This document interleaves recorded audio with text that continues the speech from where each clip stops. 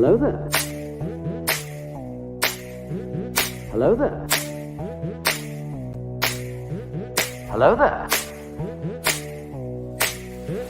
Hello there.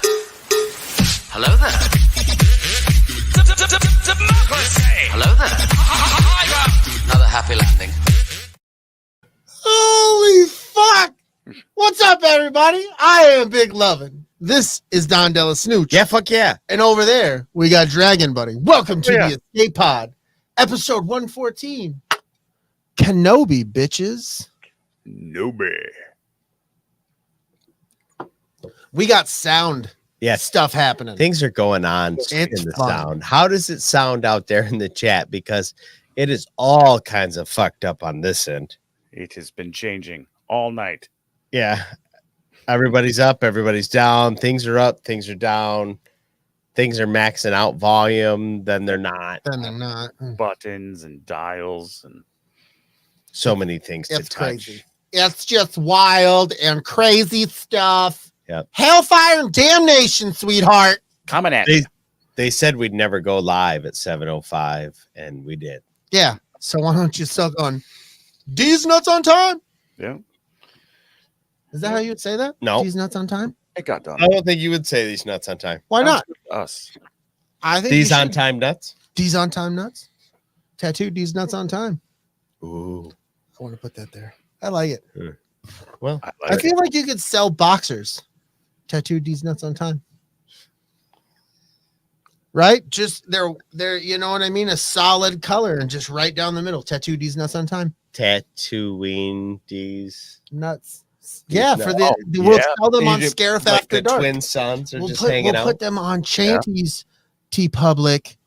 Well, no, Scarif it'll be After Panty Public. Panty Public. Panty Public. And Yeah. people- So you can get your panties or your boxers. And you know how they're doing the cool little trim on the where it says, you know, like whatever I think the new things like PSD or whatever the fuck that is. I don't know for sure. Whatever. PSD? But it'll say Take your word for tattooing these nuts. That's what I'm These talking nuts? about. I'm fascinated with the fact that the nuts could be the twin sons. Oh man, dude. This is fucking beautiful, dude. Like how come there's not an adult Star Wars where we could be leading this campaign? Put the escape Hey. pod on it. We'll bring in Chantel. Oh, see, she'll be like a contractor, right? You're gonna get fucking paid, Chantel, is what we're saying. Hell They yeah. pay, they We pay could contractors. Get you something like beard oil that smells like you were munching box the night before. Dude, then the we flavor market saver. that. Yes, Wow, that's a whole nother level. you could We'll like- call it Jabba Juice.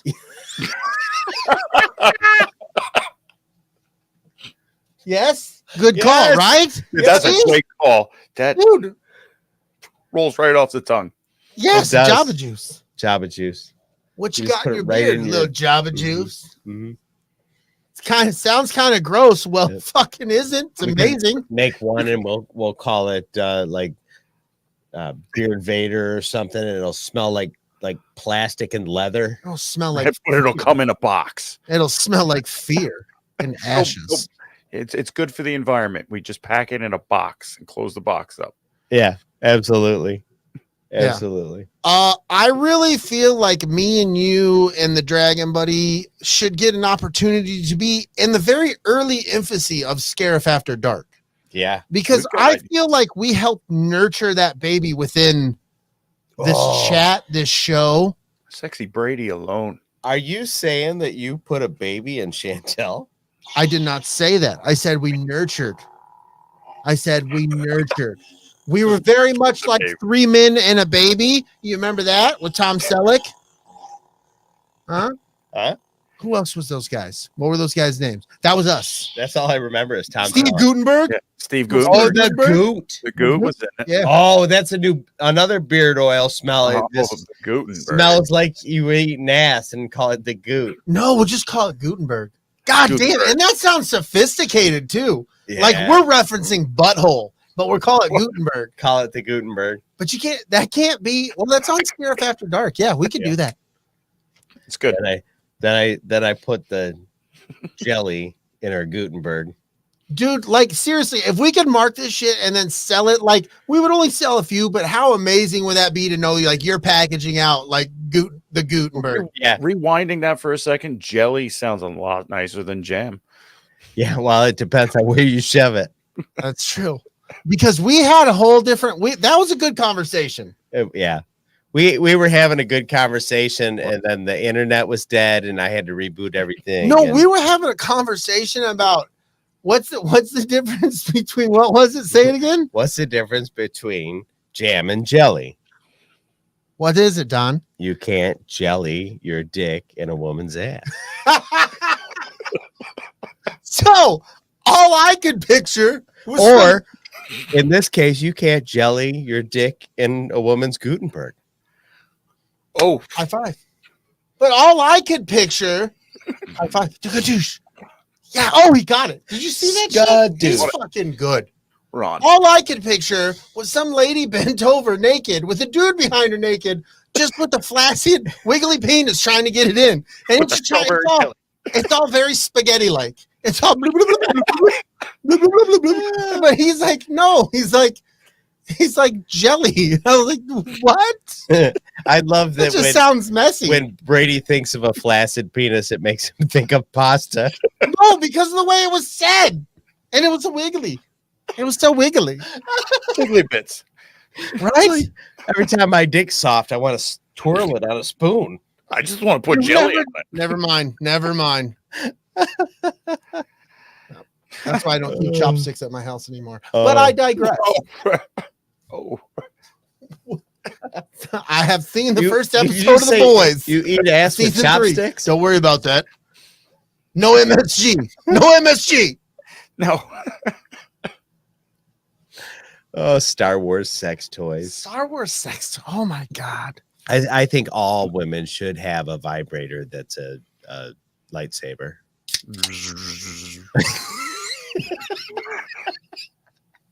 That's exactly. No one will know. They're gonna know. Yeah. Yeah. That's fantastic. Ladies, you know why you should keep your vibrator in the bathroom, right? And you can tell your husband you're brushing your teeth. What the shit? Oh. You've been brushing your teeth for 20 minutes. They're dirty. Oh my goodness. I'm old school. I don't need toys. No, I don't need propaganda. I just get right into it. Get messy. do you? All I need is the internet. All right. Yeah, I don't have time for toys. It's over before I could reach for something in a drawer. No, I treat myself right. Oh, do you? Oh yeah, I wine and dine myself before I go to bed. Nice. Reach around. Who are you? I'm pleased to meet you. I love it when I smack me in my own ass. Yeah. I didn't even see it coming. I was not aware that was going to happen. First, I open the door for myself, and then I open the door for myself. And then I take off the pillowcase and I choke myself. This whole conversation is way. And now all there is shame. But it's weird because I have an R2D2 pillowcase. Hell yeah. But it gets really fun and sexy. We have a great time. We get down 69. We wine and dine all the time. You know what I'm talking about, ladies. What'd you say, Dragon Buddy?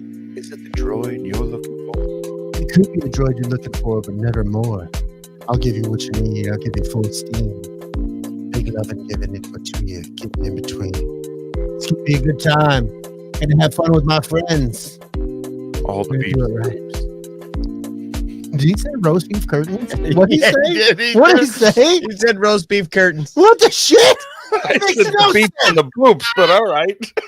Makes no sense. The internet beat me out. Yep. Good Yep. Lord. When she does jumping jacks, she's clapping. What the? 5 minutes later. Sounds like a Southern gospel. Oh my Lord. Get down, everybody shove. Come on to the left. Bleed in my panties. You know what all I picture is that dude from TikTok with the long hair and he's just hopping around stage with the blue shirt. Oh, yeah. You know, No. and then most of the time, like they put it to like rap music. Yep. And he's just Dragon Buddy knows exactly what Oh, it is. the old man in the suspenders? No, he's Oh, he's no, not an no, old man, he's a young dude. young dude, long hair, and he's just like going with his hands in his suspenders and his feet with are a just big doing old things, man. yeah, with a big old smile, and he is just getting the fuck down. Everybody around him's like, he is outclassing all of us. But you know Yeah, what? He's we having look. a good time. Yeah, he's fucking doing it. Chantel's like, "Nah, I have the worst fucking dance," and she's like, "That's killer." That's what it is. I'm like Uncle Fester. What's Don doing in the corner?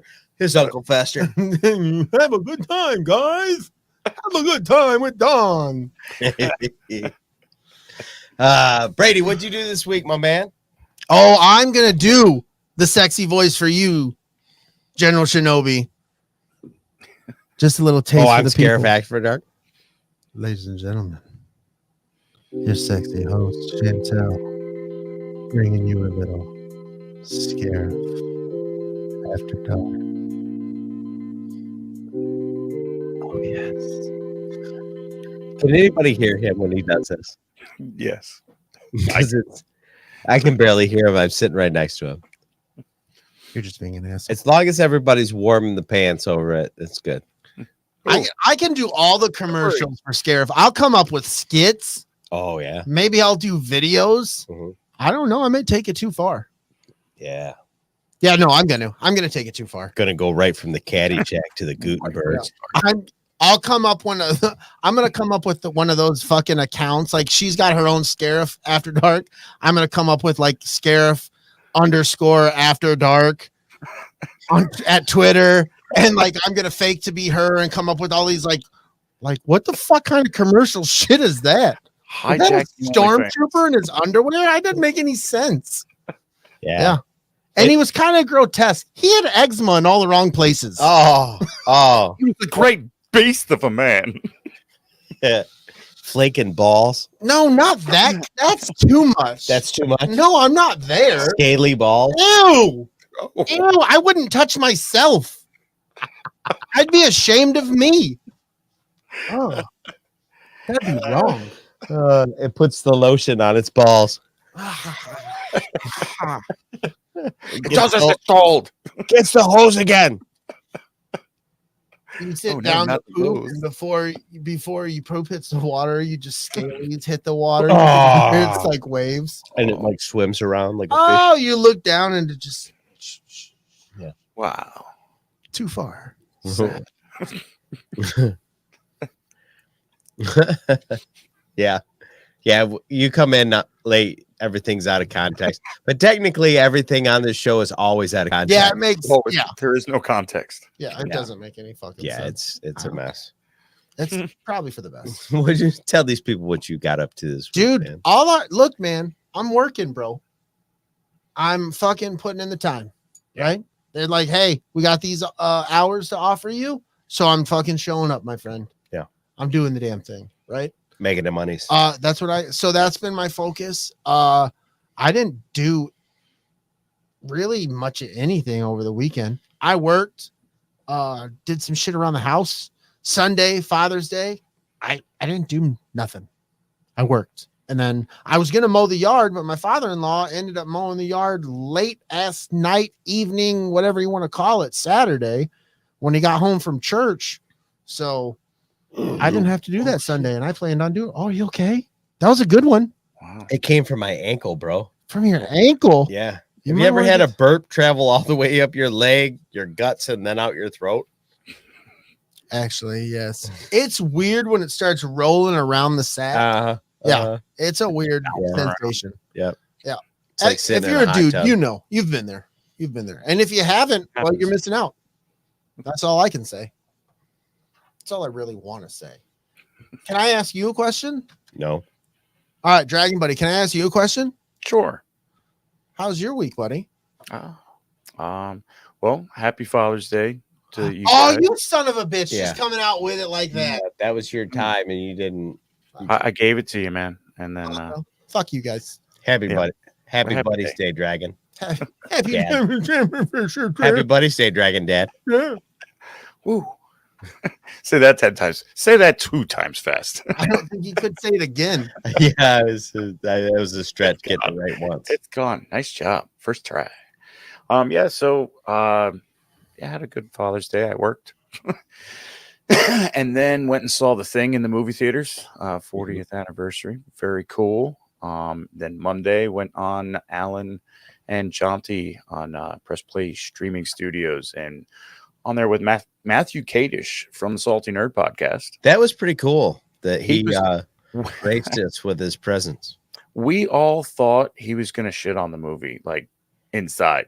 Yeah. Not really talking about. And when he was like, "This is a 5-star, almost perfect," it was like, "Oh, he loves you too."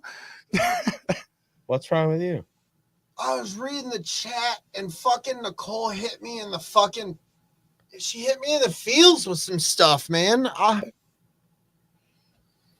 She hit me in the feels, and I should talk about it. Talk about it. I let you it were down, dude. busy yesterday. Yeah, I was. I got it, but that's how crazy it was. The worst guy over. And I fucking interrupt Dragon Buddy with all this. Hey. Terrible. I'll let you continue. When you're done, be like, you go back and talk about the thing. I'm sorry. I'm Nicole. I'm buddy, distraught. I just want to make sure that I'm you distraught, feel larger Nicole. than I feel bad. I feel bad for I don't give a shit that I Give me messed a with hug. Dragon It's Buddy. okay. You missed it. Nicole, me and you. Yeah. Sorry. I went on Alan. We had a great time talking about The Thing. Great movie. We all loved it. Couldn't gush about it. Matthew Kadish came out with some cool production behind the scenes stuff that we don't hear about. Because he's in the business. He's knows what he's talking about. So it was some cool insight, and we had a good time. And then back to work. This coming weekend is my weekend off. So nice. Yeah. You got the What whole, did you- the whole 2 days. 2 days. Y'all's got a Saturday and a 2 fucking Sunday. days. 2 days. We Yeah, get 4. nothing planned. We're getting 4. Getting 4. You son of a bitch. Yeah, I know. But we'll probably work 2 of them. So It is. It's possible. Brady, what did you do last night? Oh, dude.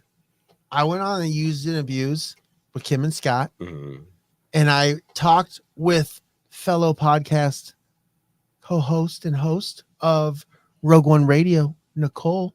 yeah. And we talked about boy bands, bro. We got real. Did everybody rock their body, right? Everybody. Yeah. Yeah. We fucking rocked the fuck out of our bodies. Scott rocked his fucking body. Dude, guess what? When I win the lottery, I'm taking Scott backstage. Yeah. Backstreet Boys, dude. It's happening. Really? Do the Yeah. dance and everything. Yep. I'm pretty sure all you have to do Nicole is is ask. not too happy about it. She's a little upset, but I think she understands. Not happy about it, but she understands what we've got to do for Scott. Yeah. It's for the love of Scott. Just call Joey Fatone. He's not doing anything. No, we're Backstreet Boys. This is for Scott. Backstreet Boys. He understands. He knows. Hopefully they might. I'm hoping maybe they're like, you know what, dude? We're gonna pull you on stage. We're gonna sing a song for you. I think that would be beautiful. Yeah. Yeah. Backstreet Boys just serenading the shit out of Scott. I'd watch it. He's just fucking sitting there with fucking It makes your Megadeth heart t-shirt. laugh. Yeah. Yes. Yes. Yeah. I'm in. I'll watch it. Yeah. Right. Why would you not want to not watch that? Yeah. Like, I want to see that. I want to celebrate that joy with Scott from Used and Abuse, Mhm. which you can check out every Tuesday at 5. Except when they cancel. Well, yeah, but that except you can catch us every fucking Wednesday at 7:05 unless we cancel. Right. Fucking guy. This fucking guy. You got to say these things or else people just don't know. It's a possibility. But let me tell you, dude, I'm taking Scott backstage, Backstreet Boys. And then the next go around, Nicole, I will take, and I'm for sure they're definitely going to serenade Nicole because she's going to tell them some things about them. And they're going to be like, yeah, I like that. Mhm. That's nice. Because she's got some after dark kind of thoughts. Oh, it's not it's the knowledge, I would say. Oh, It's the knowledge she has. And that's fantastical. She's bringing it. fair enough. I fucking love it. Cool. I don't think Scott wants to be serenaded by Backstreet No, we Boys. talked about how we liked I'm reading the chat here. Biggest boy band battle of the century. NSYNC and Backstreet Boys. It was real. We talked about it. If you were How alive did when New it Kids on happened, the Block not get involved in that? Because, dude, it was you didn't listen. You weren't there. Go back, listen to their episode. You're saying because they were out at the same time, they were fighting for airspace? It was different. It was different. It was a whole thing, dude. Like, we talked about it. Nothing will ever, like, New Kids on the Block set the fucking foundation when it comes to being a boy band of that magnitude. Mm-hmm. And I think NSYNC and Backstreet Boys took it to another fucking level, especially with MTV at the time where MTV was in pop culture and where music was. And I love it or hate it, love or hate boy bands. That's not the point. They took it to another fucking level, bro. There was a whole bunch of bands that were like huge around that time. Yeah, unlike music was people were getting fucking paid in the music world. Yeah. Like all across the board. I mean, your Marilyn Manson, he got fucking paid. You know? Oh man. Chantel's being incendiary in the chat. Yeah, she brings the hate. Yeah, that's not necessary. How can you not like NSYNC? That's not necessary. I mean, we don't have to be like they suck and a bunch of middle finger emojis. Not cool. It's probably like Timberlake envy. Yeah, I think that's what I think it is. She's jealous of that sexy. Timberlake's a stud. He is a fucking stud. Even when he plays like a fucking hockey goalie in a shitty Mike Myers movie, you're like, damn, you sexy bitch. He was the what now? Huh? What? What happened? He played a hockey goalie. Yeah. In what movie? A Mike Myers movie. What Mike Myers? I don't. Is that So I Married an Axe Murderer? Didn't he play hockey in So I Married an Axe Murderer? Justin Timberlake wasn't relevant at that moment. Well, I don't fucking know. The whole thing seems random to me right now. You're just. Oh, you remember the fucking boy band 5? Oh. No, but I bet you Nicole does. Oh my goodness, things are happening. Is it getting real? No, not really. Love Guru. The Love Guru was. I would, Josh. Terrible Don't get it fucking twisted. movie. Yep, he was Jacques Lecoq Grande. See, I fucking told you. I know what Yeah. I'm talking. Thank you, Dragon Buddy, for looking that up, sir. Yeah, it was gonna bug me because I could see it. Yeah. One of these days we should talk about the movie Goon. You ever seen that? No, but I've heard about it with Sean S. and whatever. Sean Scott, the dude, Aston, Barry, Fitch, William, Maravich, Abercrombie. and Fitch. Dude, I know Where's My Car? Stifler, basically. Stifler. Have you ever seen it? No, you just said you haven't seen that movie. But I've heard about it.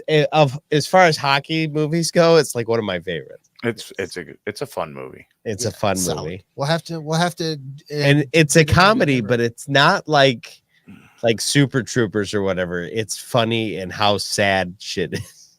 Right. And how clueless this cocksucker is. All right, so boy bands and The Thing. Yeah. Nice. What about you?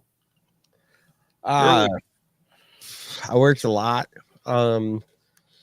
People came over on Sunday, friends of my wife's with all their children's, and they spent the day on the lake, and I spent most of the day enjoying the fact that they were all out on the lake. I don't know why you retracted those music lyrics, Scott. I enjoyed reading them. It was super nice and quiet in the house, and I fell asleep in the chair. I streamed some video games. It was a beautiful day. Saturday, we went to a big fucking party at one of my wife's buddies. Like, we were doing axe throwing and cornhole, and Richie showed up. He made apple pie. Oh shit! Nice. You know, the drink apple pie, not an apple pie. Maybe he did. You guys got a little crazy. Oh, I think that's about it.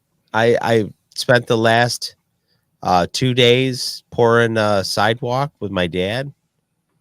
It's not a sidewalk, but like a walkway from the front door to the driveway. Right.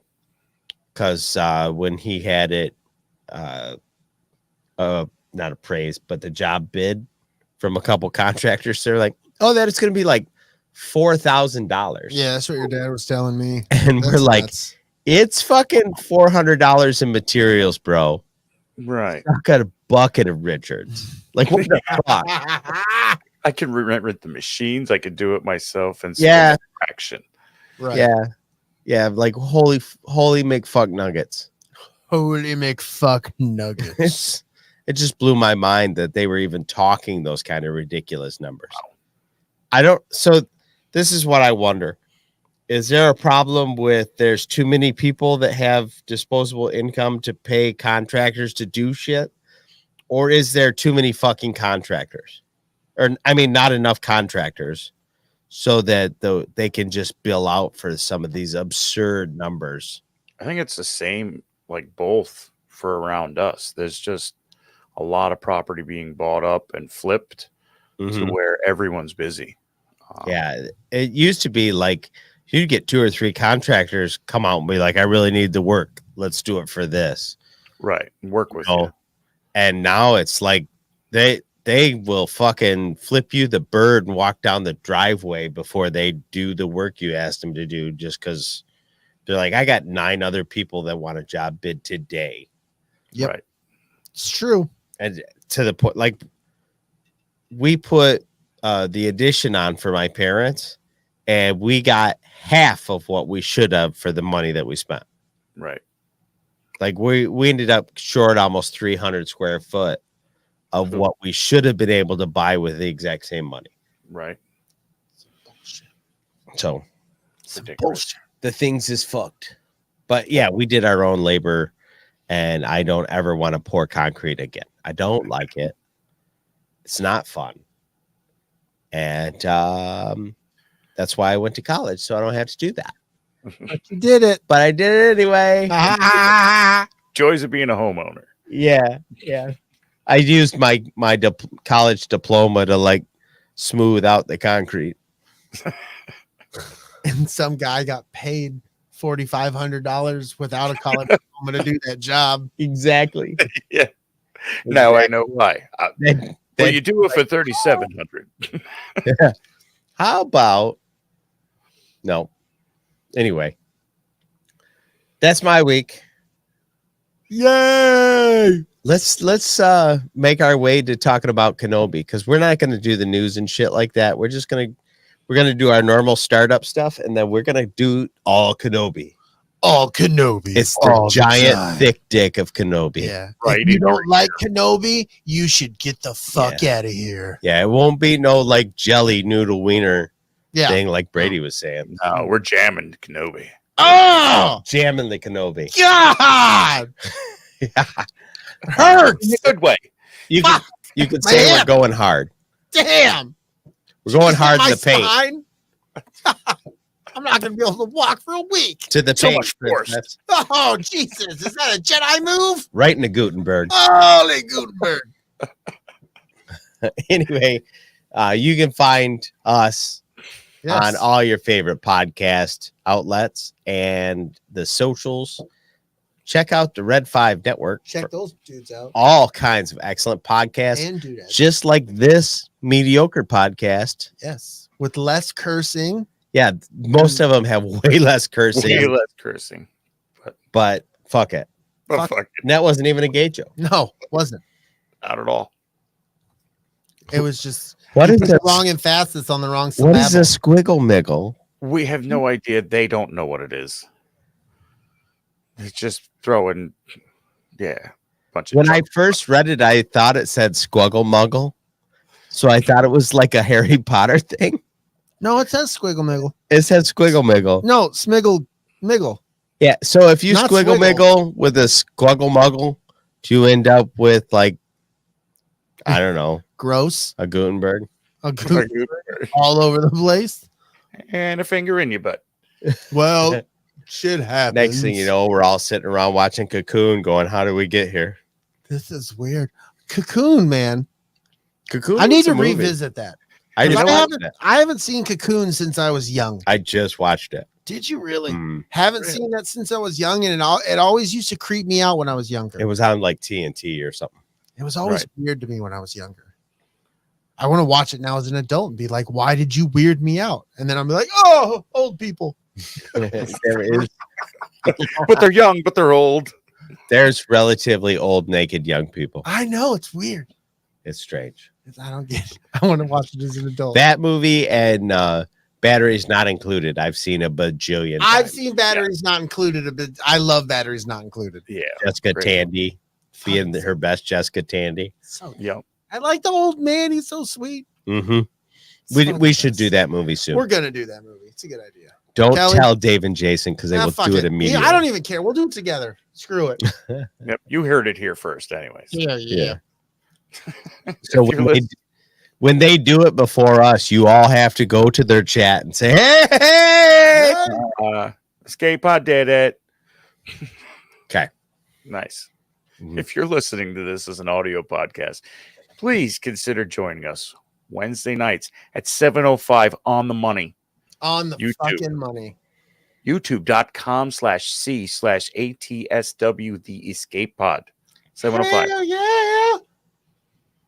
And if you're like my dad today, and he was like, "Hey son," send me a text. He was like, "How do I go about being endorsing this here said podcast of yours again?" Again. I tell him, I was like, "You go to patreon.com, Dad. You search ATSW The Escape Pod, and you click join, and you could join for as little as $1. $1. $1. But maybe you're balling out of control. Maybe you secretly won the lotto, and you're like $20 to these fellows. And when Maybe you do that for that's 3 what you months, get. we send you a t-shirt. Fuck yeah. Fuck yeah. Yeah. Puck Get that bunnies. shit. Get that fucking t-shirt.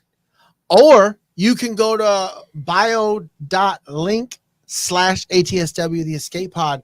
And right there, it looks like a little P. You just click on that and it takes you right to where you need to be. And you can join from there.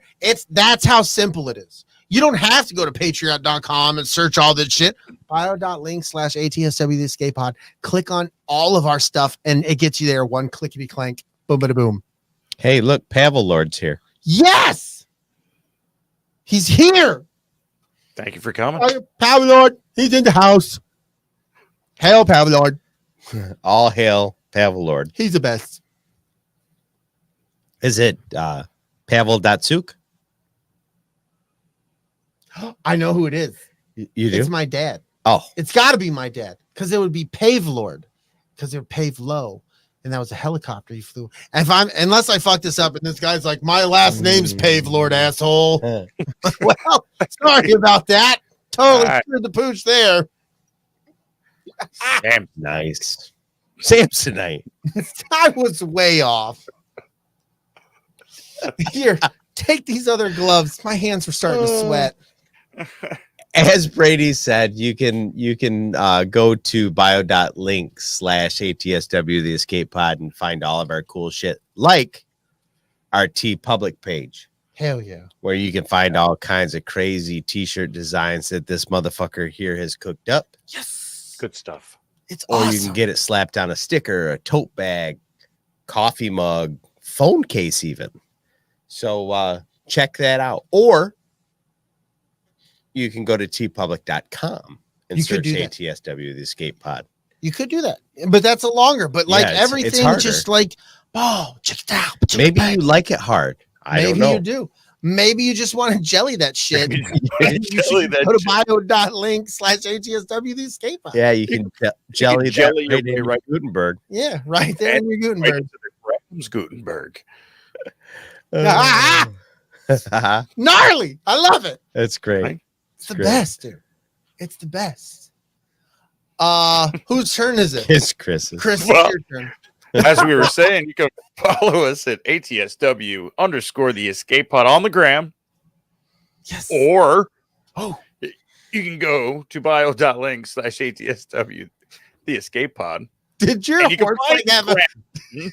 it sounded like his horse had a giddy up for a second. He was like, and you oh, There's I think also Twitter there. he's out in space, but I think Kelly snuck up behind his chair. I was squeeze them cheeks, baby. Oh. Ooh, Feels so nice. ooh, the gram and the Facebook group. Come to Facebook. Oh, the It's Facebook only group, so for much the fun. Facebook group.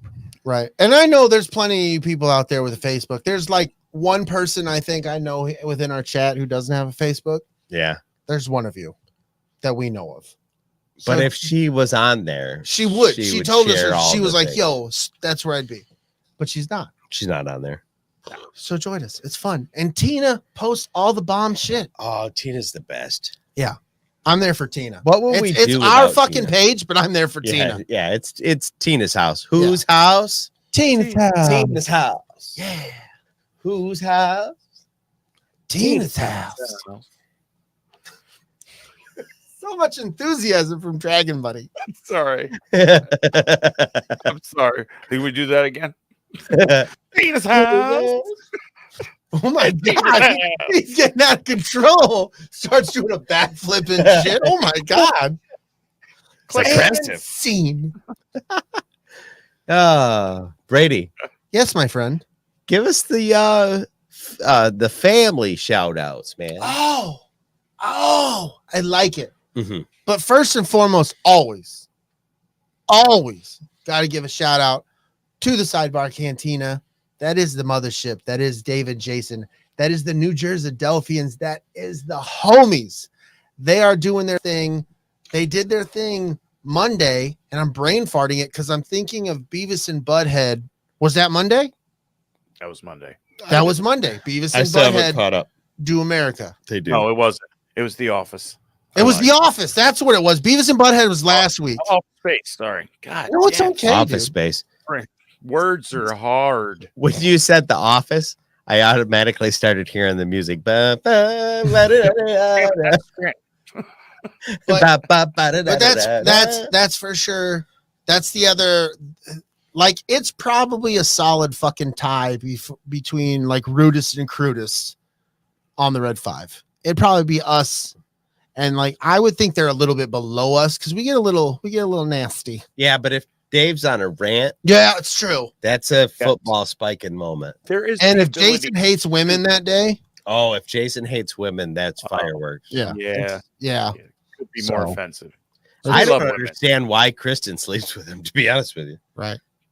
Unless she's packing some heat, Oh, I bet you her pimp hand is strong as just fuck. fucking knocking the fuck out of that I guy. bet you he walks in the room, she comes from the fucking other hip. Oh. It's like, come on! She's probably got like Reva Yeah. with some forced shit. Like she doesn't even actually physically touch him. Mhm. She just knocks the fuck out of him. Yep. And then she's got like a jar of jam Yeah. and one of jelly. Oh, and she's like, "What do you want, bitch?" Yeah. And he's Poison. he's just sitting there crying. Yeah. He's shit like cold sweats and shit. And you're Right. like, "Are you wearing a diaper?" He's like, "Don't judge me." And it's just weird. Why It's does your weird. breath smell like strawberries, Jason? Oh my god! Are you wearing lip gloss? This is what happens. That looked like eyeshadow to me.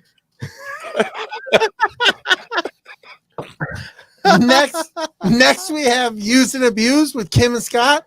Like I said, they did their thing yesterday with some guests. Nicole, Rogue One Radio, me, this show.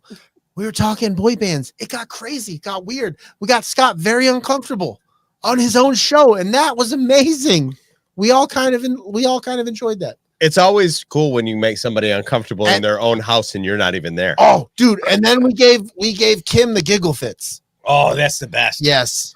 Nothing is funnier than when Kim thinks something is the funniest thing she's heard. And she can't stop thinking it's the funniest Oh, thing. it's so She good. just keeps going. And It's the Scott's best. trying to move the show along, and she's like, "Yeah." I love Oh, it. it's the best. It is so good. It's the best. So good. Funny. Next, we have our man Keith for layman's terms. Lawnman's terms. Layman's. Yeah. Yeah. We're there. Yeah. And he's doing his thing. I don't remember. Kung Fu Seen- movies. Huh? He put out one. No, on, you're right. He did Kung because Fu yes, movies. Kung Fu. Yeah. Because I Good was stuff. thinking of the last one, but I watched the other one. I'm glad that you said that again, because the first time you said it, I thought you said fungible movies. And I'm like, oh, fuck, here we go again. What?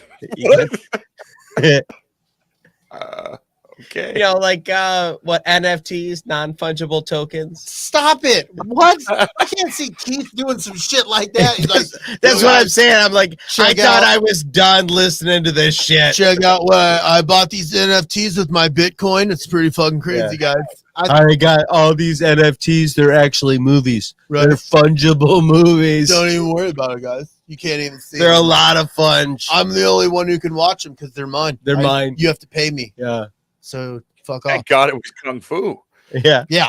And instead it was Bruce Lee. My favorite description of NFTs were like, so you bought a picture and now you own it, but it's on the internet, right? Yeah. So like nobody else can see it. Well, no, they can see it. Well, so then they can't like download it, right? Well, yeah, they totally can, but I own it. Okay, Yeah. but like what if they put it on something that they made? Well, they can do that, but I own the picture. Like, what the fuck did you buy? Yeah. The idea? Mona Lisa, but it's in a locker in a back alley, and only you can open the door and you can see it and you can pet it, and then you close the door. Right. But it's also on a billboard when you walk back onto the street. Right. I just cannot. It's just, I can't get, it's weird. Yeah. It's weird, bro. The Fungible future. Keith. Totally fungible Keith. You can touch him. The future of Keith Lehman. He's become a fungible token that we're going to download and play magic with. I don't understand you, Keith. You've really got me fucked up. This is about all I can say about Keith Lehman right now. He's really got me fucked up. But still, check him out. Layman's Terms on YouTube. So Fucking guy. fungible. So fungible with the tokens. Then we got Backyard TARDIS. He's sitting there just judging people. Mm-hmm. He's In like, the best way. no, yeah, no, I didn't mean it like that. Not like he's not like here's a this is my welcome to my YouTube page. First, we're going to talk about ATSW the Escape Pod. Fuck dicks. them dudes. Those guys Well, are all three dicks. Bunch of potty mouths. I Assholes. don't like it. You know, that's one of my favorite things about Nick is like Nick does not cuss. He No. does not live that world. No, and that's fine. He appreciates what we do, though. Yeah, It's not like he's like, oh, these guys cuss too much. I can't. right, Like, there's a lot of people out there that make art that isn't the way I would do it, right. but I still appreciate it. Yep. Right. I'm with it. I like the dude. I Yeah. like him a lot. I think he's a cool cat. I like especially how he takes in what other people do and goes, well, this is good. And Yeah. this is Yeah. good. And this is good. It's not all for me, but pay attention to this because it's good. Like yes, he goes yes. that extra mile to not only just consume, he shares. And if you didn't see it, it's almost like you know what he watched. You watched it too, because he kind of takes you there. It's pretty cool. Yep. Yeah, and I like now he's catching up on back episodes. I think he was in our catalog like December, January or something. Like he was in an earlier catalog of one of our episodes and other people's episodes. Well, he talked about the Batman one and the Starship Troopers. So Yep, those were early this year. Those were earlier this year. Yeah. So I thought that was fun that he was kind of going back. It was cool because he talked about us and I was like, oh yeah, I remember that. So it was a nice little rundown. Yeah. And then he was talking about other people I've listened to, Sidebar Cantina being one of them. And he talked about them. And I was like, oh yeah, I remember that episode. Right. It's So- just cool when you see somebody like not only just like a thing, but talk to other people about liking a thing. Yeah. Yeah. Not enough people do that. It's crazy. It's crazy. Crazy talk. Next we got the podcast of pain with Darius. What up, Darius? What up, Darius? Hell yeah. I haven't seen the last episode. When's the last time you put out an episode? I haven't seen nothing. Would have been just the other day. Is it? What is his schedule? We need to get his schedule. I don't know his schedule. I don't think he has. He doesn't have a schedule yet, and that's okay. No hate. No hate. Yeah. I'm just like I usually end up going, crap, there's 2 episodes, or there's sometimes the third, and then I'm like, I binge it all. It's been 16 days. The most stressful video game with Joe Mack. Oh, okay. That was the last one I heard. So, Yeah. right. So yeah, I'm up to date. woohoo. I really do enjoy Darius's show. I want. He said he's working on video. Oh yeah, I'm excited nice. about that because I think he's gonna fucking come with it, dude. He's gonna bring some shit. Well, and you know, Darius has a very interesting speaking voice. He does this is where to go. Fuck. There it is. This is Darius. It's time for Sports Talk with your hosts, Don Juan DellaSnooch, Brady Lovin, and Dragon Buddy. Here. So he's got a very interesting speaking voice. Yes. But he's also a very animated and interesting person to have talk, and you know what I mean? So the fact that he's talking about stepping in front of the camera, I think is good shit. Awesome. And he's been joining us in the Red 5 Red 5 gaming chat on Twitch. Oh, nice. Yeah, he's popped in a few of my Twitches. Yeah. Good. Good stuff.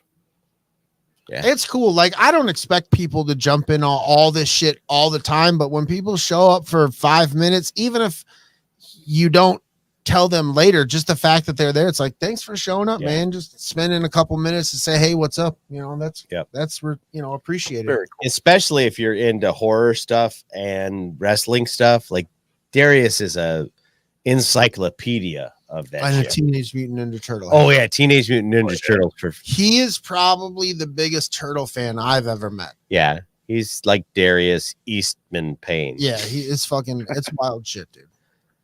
It's wild shit. Chantel. He has a sports ball announcer voice. He has a great radio voice to be Yeah. able to, because he's all over with it. Good stuff. Mm-hmm, for sure. And you know who else is kind of lurking in the backstage? Well, not backstage, but like he's lurking in the chat. Yeah, with the volume ready to go. Yeah, Swede. I was gonna. I know. Fucking. I'm helping. You fucking guy. You're taking with this is yeah. Yeah. I'm deleting all You, this shit. no, you're not. You don't have enough time to edit this shit. Oh yeah, that's right. That's what I thought, motherfucker. And last but not least, that motherfucking gross son of a bitch getting all sticky before, after, and during. Ooh wee. The motherfucking pre-Swede, the motherfucking Big Swede. Big Swede's Excellent Adventure, Tactical Swede, and Swede Reacts on YouTube. Kind of in a hiatus at the moment because he's working on a studio because this dude's going legit. No more cocaine sales for this guy. Oh, I love cocaine. I know. I'm kind of disappointed we're not going to be able to supplied by him anymore. Because I felt like that was a great endorsement. Yeah, he was our Pennsylvania connection. Anytime we and it's needed to fucking get gone. something. I feel like you're kind of cheating us there.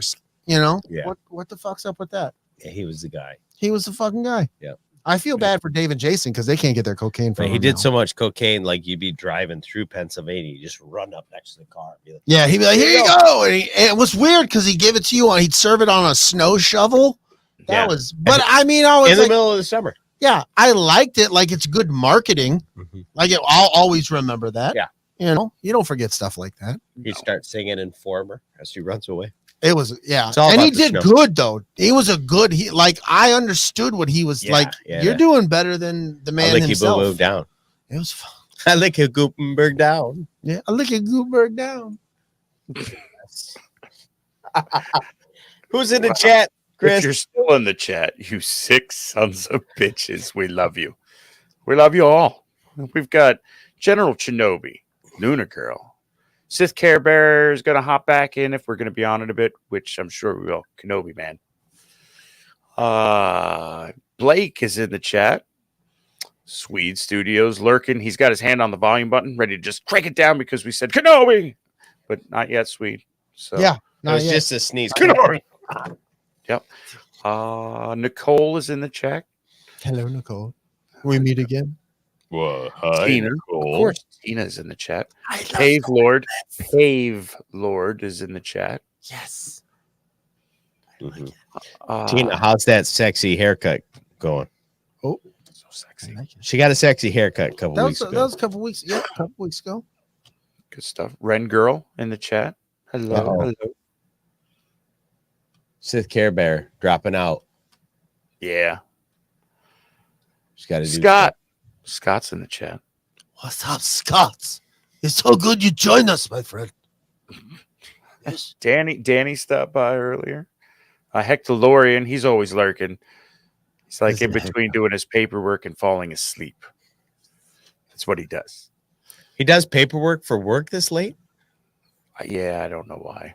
But he usually sits down with it and listens to us and does his paperwork. So His TPS reports. wake up, Hector, finish the paperwork. Fire, Hector! Like Brady said, make sure you put the new cover sheet on all those TPS reports. Yeah, dude. All of them.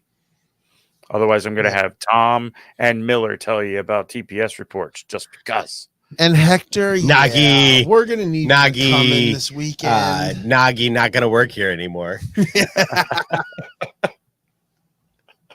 Oh, that's the best. Such a good movie. And if I missed you in the chat, we love you. And it's Absolutely. because my scroll game is just too strong. Uh-oh. I knew it! I knew it! The Pave Lord is my father! Oh, I wasn't ready, but I somehow knew. Yeah. That's impossible. Big Daddy Pavlo. Oh.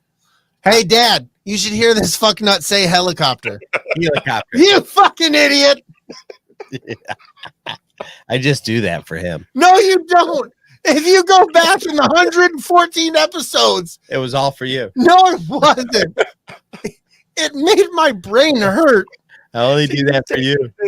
I'm going to have to listen to that again. It's like, how do you say it like that? I only do that to entertain you.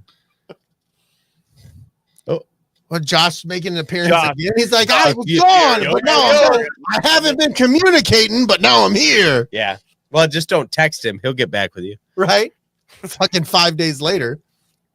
All right. Patreon shout outs. As always, Scott and Kim Rasmussen being our biggest supporters. Jen and Jess Bolt. Just Jen Bolt now. You did, dude, you did so good for so long. I know it. And then all of a sudden, I'm a creature of habit. how is that? That doesn't make any sense. Then why did you fuck it up this time? You were doing so well. Who screwed up Pavlo? Yeah, you did. Pavel. See? Yeah, you have Pavel. Pavel Datsuk. Yeah, what the see? Fuck. Hey, excellent defenseman. It's worth bringing up. My dad doesn't give a shit about hockey. Yeah, but he loves defense, right? Yeah, well, probably from you. Get this fucking weird fuck away from me. Oh, Lunar Girl. He DJ says Red helicopter and Pavel. 4, helicopter. Richie the helicopter arm booster. Stop it. Kristen Roscom. Brady is not putting in money anymore. What? Backyard TARDIS. The Frank. DJ from Dork Wars. Darius Payne. Brady's still not putting any money in. Steve Long. Eric W. Williams. Philly Dave Martin. And as always, Nostalgia Inc. puts in sweet shit. All kinds of sweet shit. Like the stuff that Swede just got last week. Finally. Finally. Finally got. The stuff that Sweet finally got. Anyway, get in on the escape crate action, man. Join us on Patreon. Come in. We'll hook you up. Hell yeah. It's a good I time. think we got 2 weeks. We're gonna draw again. We kind of been the last few episodes we haven't had the smoking section if you're a patron. Yeah. Just because we've had issues leading up, and normally we do that before we come on live, and we've just had so many issues lately that we haven't had the time to run a full show. DellaSnoochosaurus. DellaSnoochosaurus. That's right, buddy. Oh, it's great. Call him Dumb Dickosaurus. Broke Dickosaurus. It don't work no more. Oh, All right, let's get into this, dude. yes. Are you ready for this? Yes. Let's talk about some fucking Obi-Wan Kenobi. We're gonna talk about all If you the whole haven't, series. so if you haven't seen episode 6 today, we're not starting off there yet. Oh, but we might Get slip there. up. We might slip up. Yeah, because we're not good at that, right? Not So if you good at haven't all. seen episode 6, maybe you should leave. Yeah, or at least But if keep you your don't hand on the care- volume. Just Yeah, because we're going to try our best. Spoilery this is going to be. Yeah, but we're going to talk about some things, but it's going to be so fun because this was an awesome series. Me personally, I loved it. They There were little parts didn't care for, but I can say that about damn near everything I've seen. But I absolutely adored this show. I never read the book, the old Legends material, or read the old Legends comics of what happened with Kenobi in his time between Clone War or Revenge of the Sith and A New Hope. So seeing all this was like, that was it for me, dude. Yeah. Like I enjoyed the shit out of it. There were some great parts in it. There was some that had some parts in it where I was literally, because we're watching this at 4:30 in the morning. So yeah. Well, some of us sometimes. We'll just say. Not all of us every Not time. all of us every time, but you know. All the time. I mean, they did our best, but we're watching this first thing in the morning so that way we can all chat with each other and say, "Did you see this?" And there were times where it's 4:30 in the morning. I'm on the bed going, yes, dude. I had a lot of fist bump moments. Lots of fist bump moments. Yep. Good stuff.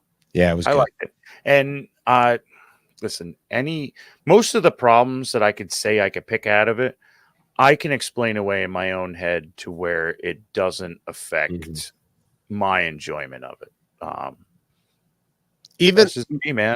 My big complaint with the series from the beginning really kind of resolved around episode 4, and then stopped even bugging me, and so I'm a net 100% positive on this.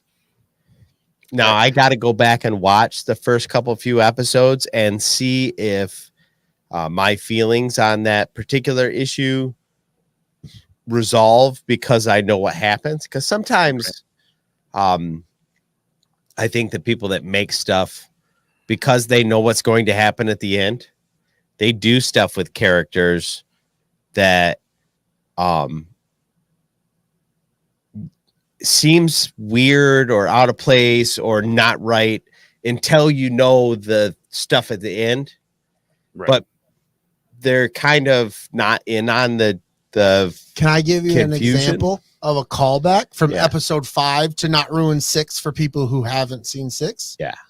Episode 5, Vader and Reva. Vader's in this? What? He does. He stabs her in the gut. They In the talk about vagine. how, and they show that callback to when she got stabbed as a youngling. Yeah. I think it's episode 3. They're at the Inquisitorius. Somebody pointed out that when the 5th brother pushes her and he's like, "That's my seat," and makes her fucking arms move away. Yeah. If you look, she reaches and grabs for that wound just ever Really? so much, and she kind of goes back. Oh no. Yeah, but if you it happens so slick and smooth, you're not even thinking, "Oh shit," and it pays off later. But it's one of those things, like it's one of those go back and then you see it. You have to look through. I'd say, because essentially this was, if you were on the dark side of the Force, the show was about revenge. And if you were on the light side of this Force, this show is about resolve, like getting past, as far as like what's their demons, Kenobi's demons. So essentially that's what was going on. And I'm happy with it. Yeah. Oh my God. Yeah. Your wife won't let it go. She's stuck on it, buddy. What's it? Yes, she is. Yeah. I've heard that from her all day. He said the thing. He said the thing, but That's the thing. he But didn't not the say other thing. The one thing. Nobody had said a the one bad thing. feeling about anything. What the hell? I Show's ruined. I still don't. I did they say I have a bad feeling about this in every single thing they made? No. Up until Well, there's a lot of the things they made. Yeah. up But until he said the other thing, and that was more He important. said the thing. he said the He main- said the important thing. I agree. That's an episode 6 spoiler. He said the thing. Yeah, he said the thing in episode 6. All right, part 1. Oh shit. Part 1, not 6. Let's do this. I'm so Let's excited. dive into this. Let's Oh, I hope you're here for this. touch it. Alan's here. Yeah. Alan's here? Alan's Oh, you here. know what that means. Hello there. Alan Tudyk. Oh, Brady's got a message on his. Brady's got a message on his watch. He's going to tell Kit to bring the car around. How do you know that? I don't have a kit. I have a DeLorean. Oh, you wouldn't. What would you name your DeLorean if it was a Knight Industries car? Ooh. Kid? No. Knight I would Industries probably name him Doc. DeLorean. I would name him Doc. I'd want the connection. I'd feel good about it. Okay. Doc. But it wouldn't have Knight Industries in it, so it doesn't work. Knight Industries Doc DeLorean? I don't really give a shit about Knight Rider. Oh, for fuck's sakes, bro. What is that? You got to be careful with hand gestures like that, dude. You can't do that. It's 2022. You got to set that shit down. Stop it. Gonna get me shot. Man's licking his armpit. Come on. Good Lord. He is a special guy. Next thing you know, he's going to be like, you know what? I didn't like Airwolf. My dad would probably disown me. Oh, Good. I Yeah, remember watching good. Airwolf though back in the day. Oh, it's great. yeah. Or the 18. Fuck yeah, the 18 was awesome. Yeah. See, The 18 See? was fantastical. I think that maybe you should watch Knight Rider again in its entirety. Why would I want to do that? Actually, it's not that good. Like you don't had say to somebody, hey, I want you to watch all 3 Back to the Futures in their entirety, and You nobody's made me like, do that. no, that's upsetting. Why would you ever? But you're like, hey, watch all the Knight Riders. I'm kind of upset with you. I feel away. I rewatched. I'm not even getting sexy David Hasselhoff. That's upsetting. Oh, that's by far the sexiest Hasselhoff. Sexiest Hasselhoff ever was lifeguard Baywatch Hasselhoff. No, He had a permanent tan. He was in He had that shape, hair. and he he was wearing in Knight Rider. He had fucking black leather pants, black leather jacket, and he kicked people's ass. and didn't he wear cowboy boots? Fuck yeah, I he can't did. respect. And he had a fucking car that talks. And he had a car that talked. I don't want to hear. He it. had a Trans Am that could talk and Yeah. drive itself, Drive itself. and had fucking a boost button. It could jump over. I've signs. taken the Back to the Future car 10 out of 10 times. Every time. But you didn't even look at Kid. Yeah, I don't need to look at Kid. Bye-bye. Yes, you do. Bye, Felicia. I don't need you. I'm just saying, if you could put, Talk to me, Goose. I'm listening to what if you you're trying could to have tell a me. DeLorean Yeah, I got okay. and it could talk to you, self-drive, Mm-hmm. analyze shit, Yes. fucking see through walls. Ooh, I like that. What do Wouldn't you you say? want that? So basically, if you Yeah, had a Tesla, yes, I would want that. So then your car's got to be a Knight Industries. Well, then I guess I just can't be a part. I don't. Doc I DeLorean? don't like what they're about, dude. Why? Yeah, dude, they're pretty. You don't even know what They're they're a about. shady organization You're a shady organization. that you're involved with. Yeah. You dumbass. Yeah. I hitched my wagon. You should have done that. Fuck. boys, Oh, and we this friends. This whole motherfucker's gonna burn. Kenobi. Kenobi. 10 years after Order 66, when most of the Jedi Order was killed, the Grand Inquisitor, fifth brother, and third sister, Reva, whatever, find a surviving Jedi, Nari, on Tatooine.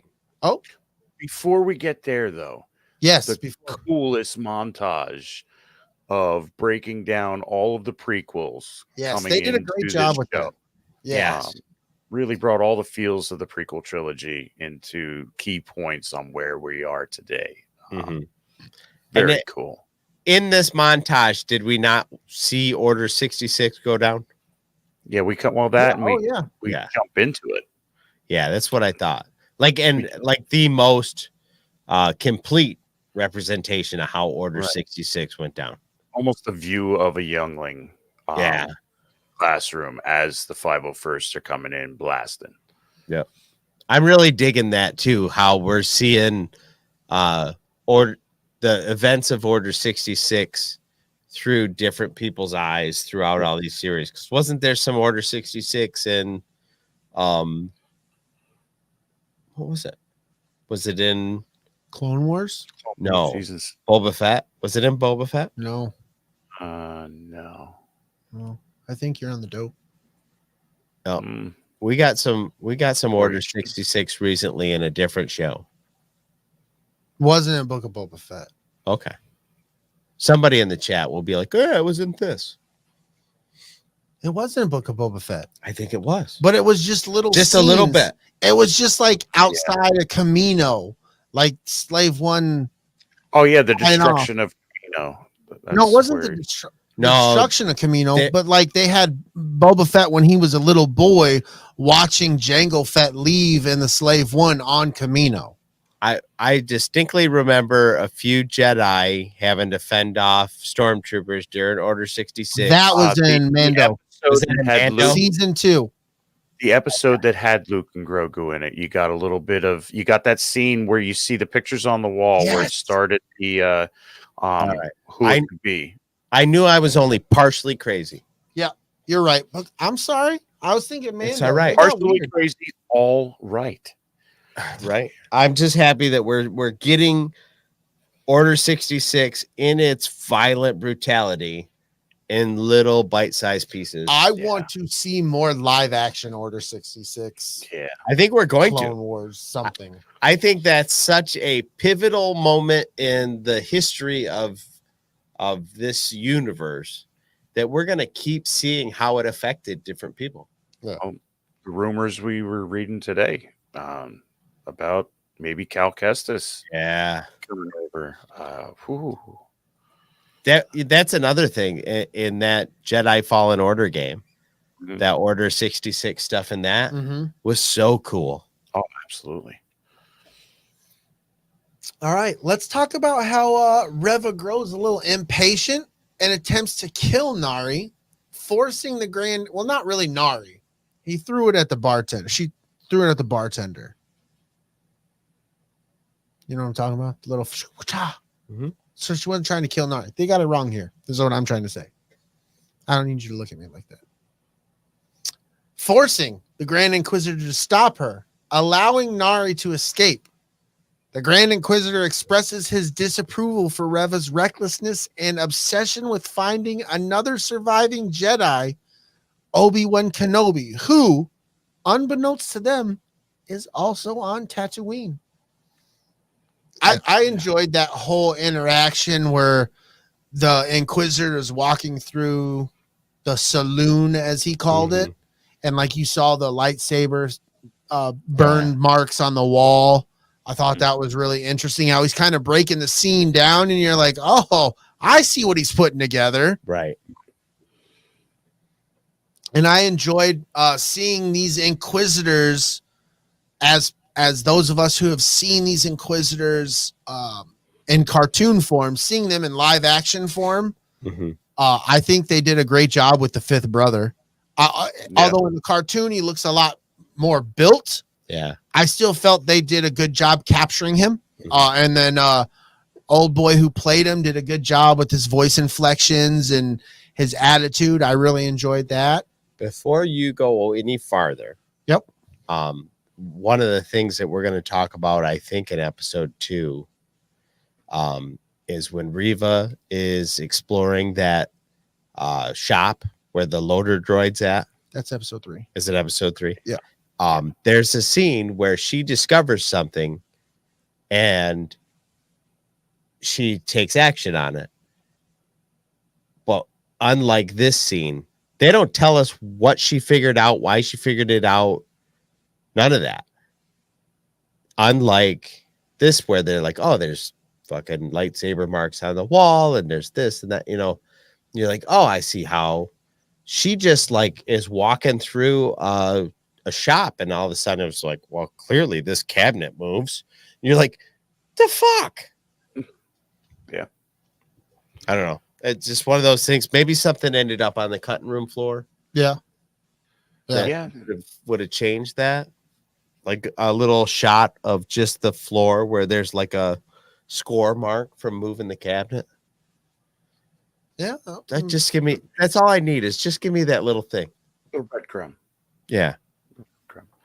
So under the alias Ben Kenobi works at a meat factory and watches over young Luke Skywalker, the son of his former apprentice turned enemy, Anakin Skywalker. He is haunted by memories of his past and is unable to communicate with his former master Qui-Gon Jinn through the Force, which they made a. I will compliment the writing portion, but is mainly Ewan McGregor for selling out that Ben Kenobi, Obi-Wan Kenobi, is a broken man. He is broken. I think he pulled himself out of the Force because of feeling all of that tragedy, and he can't communicate with Qui-Gon because he wasn't.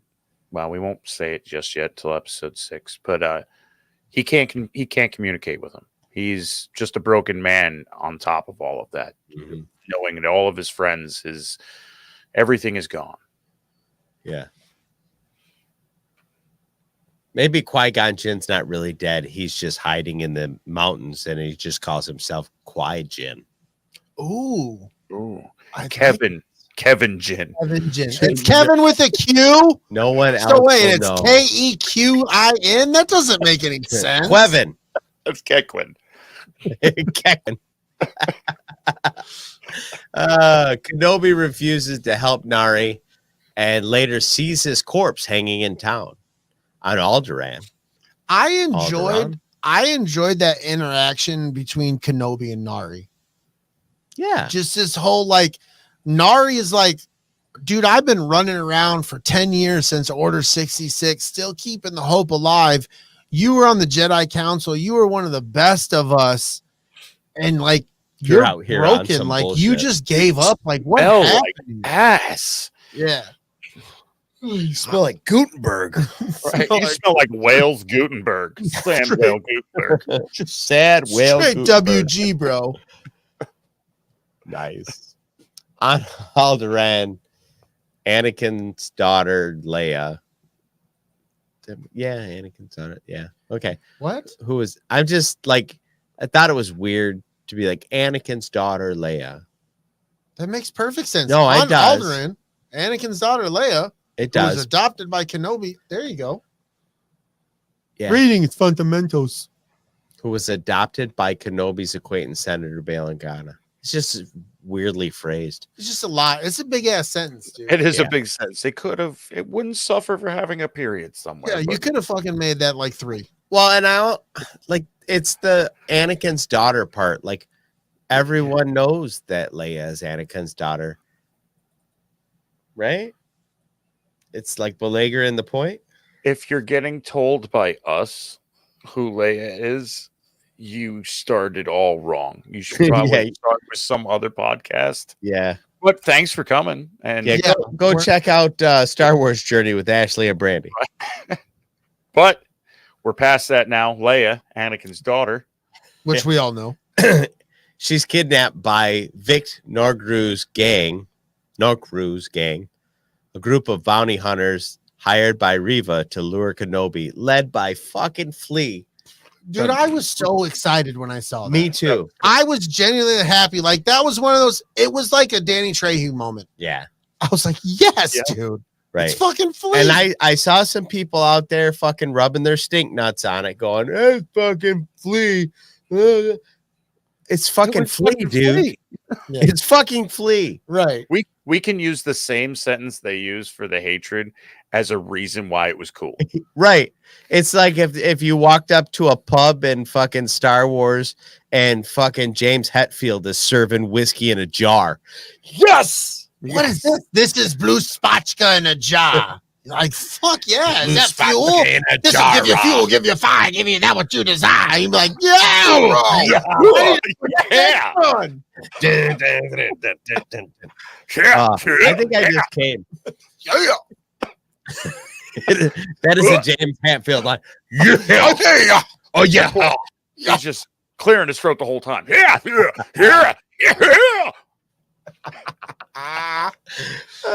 It's the best. Oh, they're gonna kick us out of Star Wars, and we're not even in it. Right? Wait, you It'd brought be like, Metallica into this? What the fuck is wrong with you? Flea. what? It's fucking Flea, dude. Yeah, it was Man. Flea. Yeah. And You can't just give it away now. And you know what? It's funny is because I see Flea and when I see him acting, I don't immediately think Red Hot Chili Peppers. Right. I think Back to the Future. Yeah. I immediately go to Back to the Future. We played Needles. Mm-hmm. Right. So I was, it's the best. Yep. Fucking Flea. Fucking Flea. Love you, guy. And then he gets all doped up on drugs. But sorry, I got ahead of myself. Sorry. So did his buddies, though. Yeah. Yeah, they were all fucked up. They were fucked Death up, sticks. dude. That's crazy stuff. Wow. Organa contacts Kenobi and pleads with him to help rescue Leia. Kenobi, he refuses this shit at first, but relents after Organa personally meets with him and tells him to man the fuck up.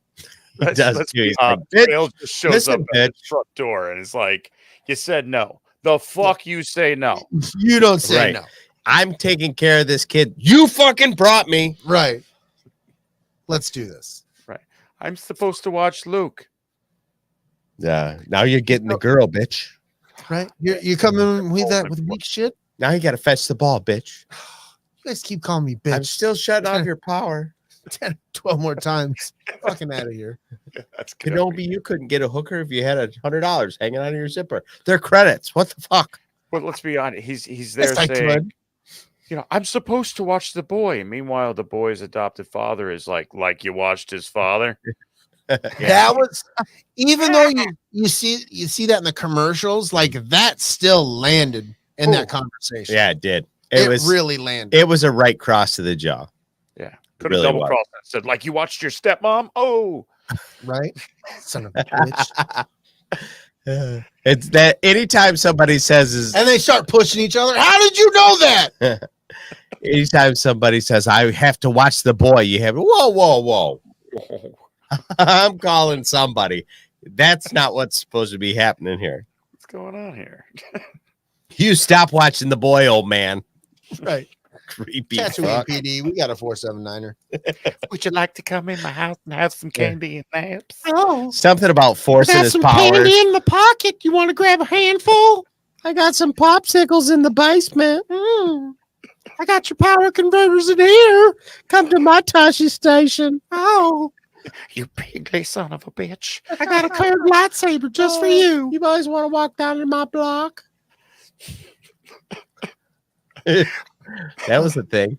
Well, that just happened. Who ate all the pecan sandies? The PK and Sandy. Damn it, Bobby. Read the next thing. Part 2. Episode 2, part 2. After tracking the kidnappers to planet Dayu, Kenobi encounters a con man, Haja Estri, who pretends to be a Jedi. Haja directs Kenobi to Leia's location where he defeats the kidnappers and rescues her. So the con man ends up being a cool dude. Right. All right, we gotta talk about a couple things. We gotta talk about Dayu, and then I gotta talk about Haja because I'm just stupid, dude. Because when he came in and he did the thing with the hand and the things came down, like I automatically was like, holy shit, this dude's a Jedi. Yep. And then I started seeing other people break down like a Jedi would never just be willy-nilly throwing his force powers. And then you in the episode, obviously they're like it was remotes and magnets, and I'm like, fuck, Oh. I wasn't even like they got me right off bat. But As the scene unfolded, I was like, oh, this guy's not who he said. But like right off grip when he walked into that room, I was like, this dude is another Jedi. Oh, I enjoyed this guy in Eternals. Like, so I was in for it, but then I was like, oh no, he's not a Jedi. He's a scumbag. Right. And then it's like, well, he's not really a scumbag. He kind of is, but he's Kind not of big. is. He's questionable at this moment. Yeah, he's you're a questionable. not sure. He Yeah. says he's going to help, but he is a con man. Right. But he did help that lady. So Right. And then getting back to Dayu itself, being introduced to this new planet, aesthetically, I thought it was very cool. It really to me had a Coruscant vibe, without all the levels of Coruscant. It felt very like we're only a couple stories high. We're not as big as Coruscant. That's kind of the vibe it gave me, and very much a Tokyo. You know what it reminded me of? The city that we went to. Was it in Falcon and Winter Soldier? Oh yeah, where we ran into the double spy lady. Yeah, you know what he's talking about, right, DB? Yeah. I can never remember like it starts details. with an M, I believe. Sure. Madrid or Mariupol. Mariupol, I believe it was. Yeah, maybe. I believe it was Mariupol. I'm gonna fucking Google that. Fair enough. Keep talking about it, buddy. It just had that vibe. Yeah, I agree with that, dude. I like it. I also want to bring up the character or the actor who played Haji, Kamal Nanjiani. Right. Like, I heard a ton of people going, "Oh, fuck, this guy's in everything, and now he's in this, and it's just a favor from the director." Like, fuck Madripoor. Madripoor. He's a good actor for one. Yep, yeah. Madripoor. Yep. He always plays a different version of an actor. Mm-hmm. Or I mean a different version of a character. So it's not Kamal Nanjiani being Kamal Nanjiani in different roles. Yes. I agree with that. So I just did not understand the resounding butthurt of the internet. I was like, Star Wars is full of cameos. Yeah. And we love characters. And, yes. Oh, it was good. Yeah. Like Walrus Face. Like, and we name characters Walrus Face? Really? I like it when an actor doesn't take me out of it. Even when I saw, like I said again earlier, Danny Trejo, he still didn't take me out of it because his character was dressed to the Star Wars 9s. Yeah. He felt very much a part of that world. Right. Yeah. And he didn't act like Machete. Yeah, exactly. Right. He was just playing a character. And his character was this Rancor keeper. And he did a good job. Yep. I like it. I'm down when they do this stuff. Yeah. So I mean, really, like all the incessantly butthurt folks out there on the internet, fucking stop. Yeah. It's just fucking stop for just a fucking minute and let them tell you a story. Fuck. And here's the thing. Here's the thing. Let's talk about the butthurtness for a second. Ooh. For a split second. Butthurt. Ooh, I should read the thing. Sweet. We're on part 2, right? Yeah. We've just started part 2. If you didn't like part 1, and you're already negative about the Star Wars world as it is, and part 2 didn't pan out for you, why the fuck did you watch the rest of it? Right. Because this is my analogy. This is my sports analogy I like to bring up. Yeah. I love watching football. I enjoy the NFL. My favorite team is the Raiders. I do not like the Denver Broncos. You don't catch me getting on the internet and going to fucking Twitter and going to a Denver Broncos page and following all the Denver Bronco people and following their fans and following a guy who runs a YouTube about Denver Broncos. I don't want to fucking pay attention to that shit. I don't like it. So I'm going to follow the Raiders shit.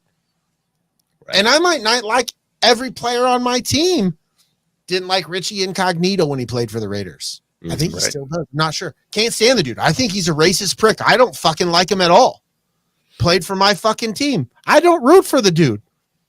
Right. I don't root for him at all. But I never heard you get up on a soapbox bitching about the fact the dude exists.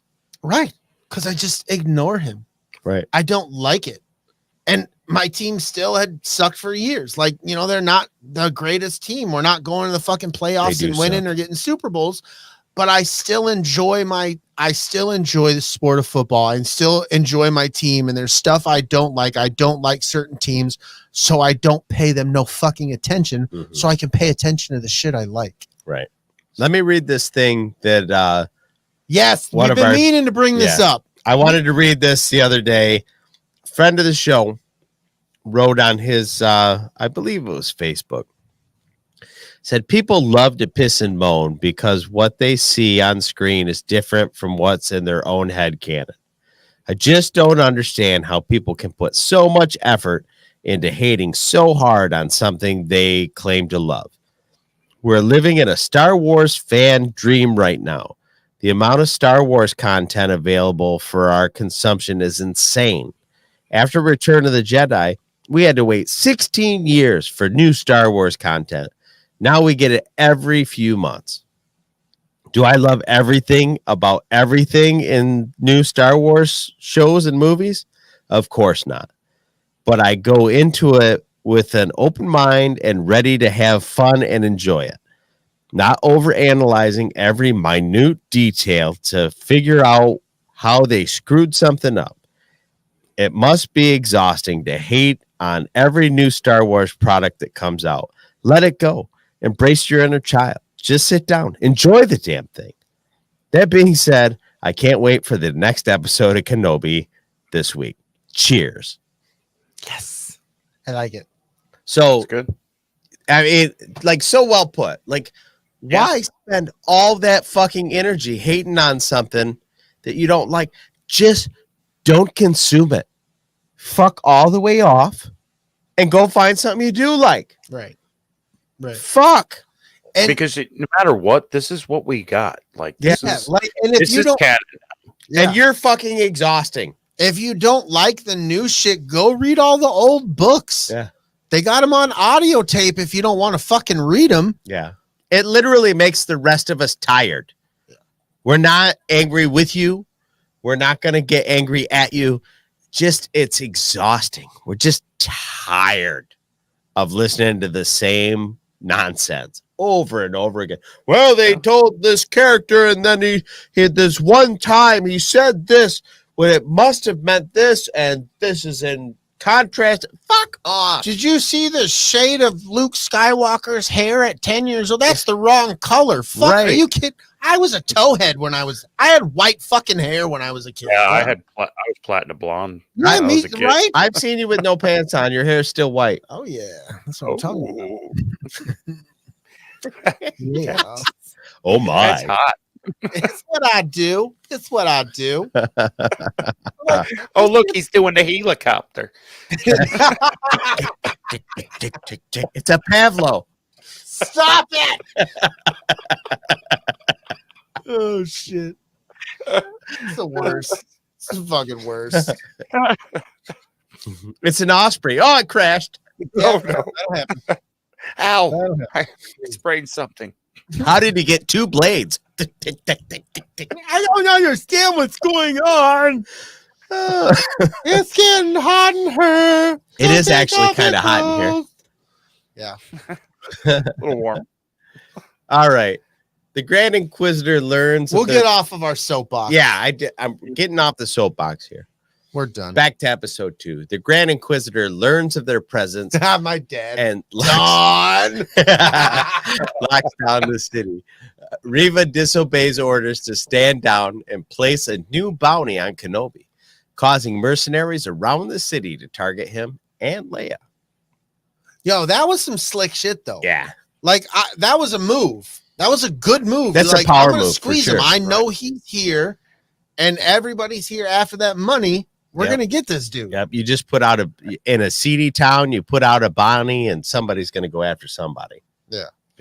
And especially the town where you put it out there and everybody in the bar has a little thing that goes beep, beep, beep, beep. And they all look for it. Yeah. And you are so screwed. This is Even Bounty the- Hunter Planet. Yeah, even the Velociraptor was like, I'm gonna get this shit. How about fucks? There's a red dot. Couldn't catch Chris Pratt, but I'm going to get me a Kenobi. This is another thing people bitched about on the internet. Like, because Riva was parkouring off of stuff. But They're it, like, wa- just it, fuck. it was a bit of The Office. Parkour. Yeah. Parkour. But I didn't even notice it until people started talking about it. Yeah, I didn't either. Like, it The wasn't. only a- thing I thought was kind of silly is when she did the one move into a backflip where I felt like Yes. you wouldn't be moving into that direction doing those moves, but you're a Jedi. Who am I supposed to know? You have force powers. Maybe it's possible to break physics, obviously. So that's the thing where they were talking about the parkour thing. I was like, well, this person uses the force. Like this shit is kind of effortlessly flip over here, gonna big jump here. Like we've seen that in Clone Wars. We've seen that in Rebels. Like if you forget one of the most famous favorite episodes of Rebels, Twilight of the Apprentice, Ezra gets mauled to do shit that Kanan used to do, where he would run and jump and use the force to throw him. Like, I mean, if you really think about it, that's kind of silly, but it's not. It's kind of fucking smart. Right. If you think about it, anything that can be written right now, Simpsons did it. That's true. It's a good possibility the Simpsons wrote it already. Look at Empire when Luke's training. He's got Yoda on his back. And he does an unnecessary flip. He does a bunch of unnecessary flips. And we were just like, well, of course you would do that. Why not? You have the force. You got a Muppet on your back and you're trying to do some things. Hell yeah. Stop, do a quick flip and move on. Makes sense. Run, stop. I can be your backpack when you hop. Oh shit! That's just my lightsaber poking through. Do you want to follow me into the basement? Yeah, Master Yoda, your lightsaber's over there. You want to go into my creepy tree and see what I got in my lightsaber bag? Don't go in my closet. When Leia realizes that they are after Kenobi, she loses trust in him and runs away. I was upset at that part. That part upset me a little bit. I was like, damn it, kid. But then at the same time I said that, I said, damn it, kid. So this is the kind of stuff that I do get hung up on. I did and I didn't, because I remembered as a parent, if I get back here. Like this kid is starting to go with their gut. Like, wait a second, these people are trying to hunt this guy. 1 second, hold on a minute. But like, so like, I would hope my kids would be like, wait, if this doesn't feel right, get out of the situation. Okay, right. You've never met this strange man, and he's quote unquote saving you, but yet all these fucking people in the Imperial, who your dad works for, they're after him. Father's a senator. He's high treason. You know what I mean? I kind of see it your way a little bit now. So I can see where there's a lost amount of trust. Plus, I can also see that going after my kid, going, come here. And while they're taking off, because that's who they are. I kind of just I didn't pick up the reason for her to lose trust, because she kind of gave him the little right at the beginning, and then all of a sudden she's like, fuck you, I'm out. It's kind of like the Reva moving the shelf thing without seeing anything.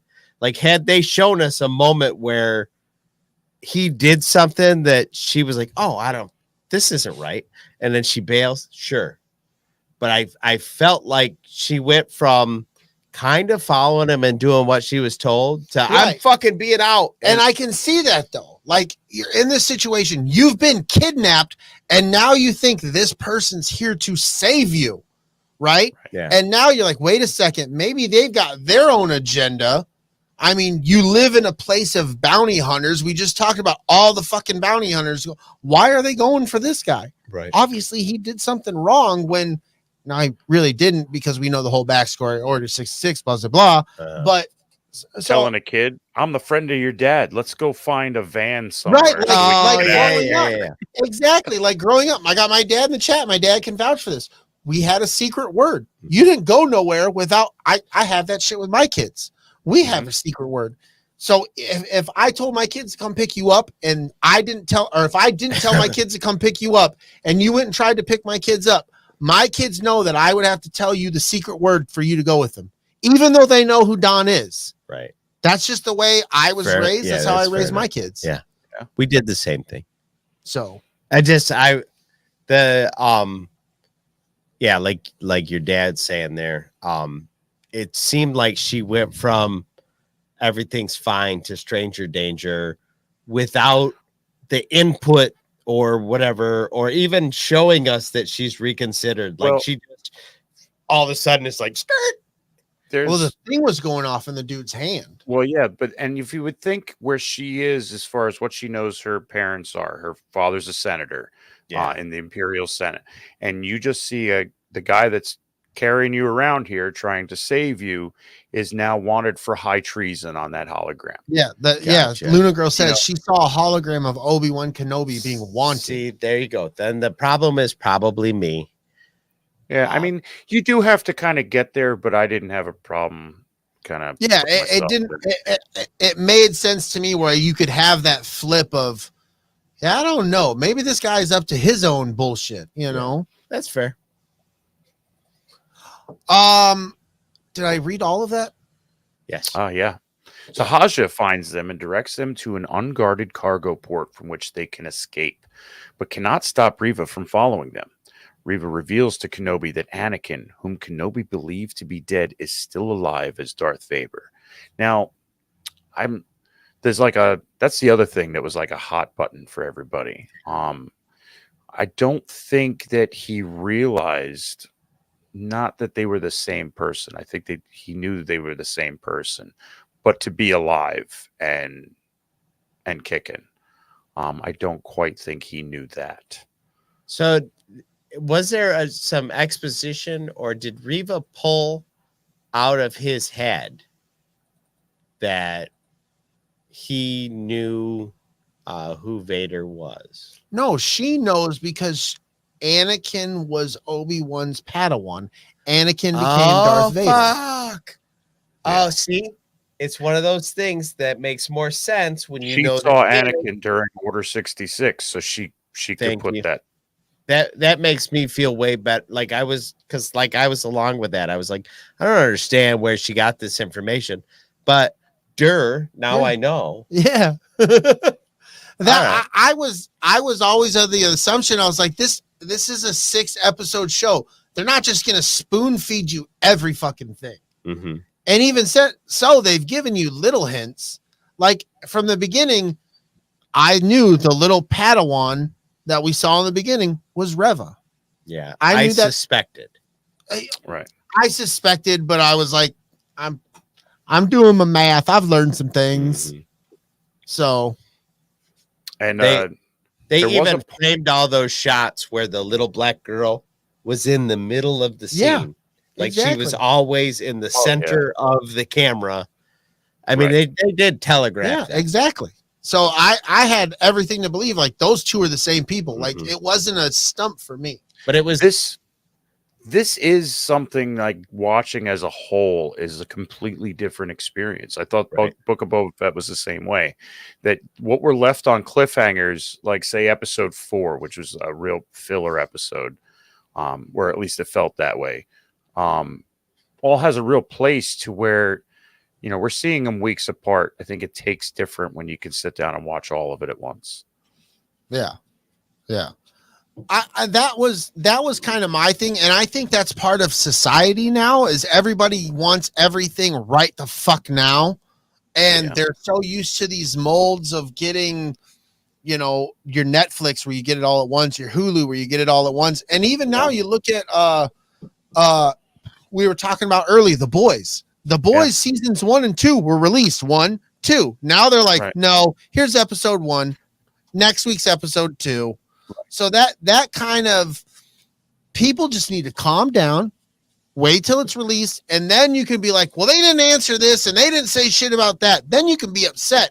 But it's like episode 1 and you're upset because they fed you this and it's going to pay off, you know, then just hold And there on. were a lot of payoffs through this that, like, you know, episode 1 stuff was going on, and in episodes 3 and 4 you're like, oh wow, that hits harder now knowing Yep. what I know now. Yeah, there's sometimes where having that information would have made something better, Yeah, because it's not always like, I understand like wanting to mislead the audience and then be like, come on, there you go. But sometimes it doesn't hit the way they think it's going to. And the audience is like, bro, you should have just told us. See, and go ahead. I can agree with that on a show that's 6 episodes long. Like, don't waste time trying to hide too much using part of the story just to reveal it later in the same amount of time. So now we wasted some time doing that. Yeah, waste half of a 30-minute episode trying to make a fucking ha-ha moment that doesn't land any fucking way. Yeah. Because that does happen, and people do get bitter about it. Or you could just do it as Raja, where he stands up to Riva and was like, I am Raja, you've probably heard of me. And she's like, whang, into the wall. And he's like, those aren't magnets. That was a nice, quick little zing to be like, I like that guy. Yeah. And I wonder how people who aren't hardcore and into it like we are and watch everything and listen to everything, like I wonder how they took this Obi-Wan Kenobi series.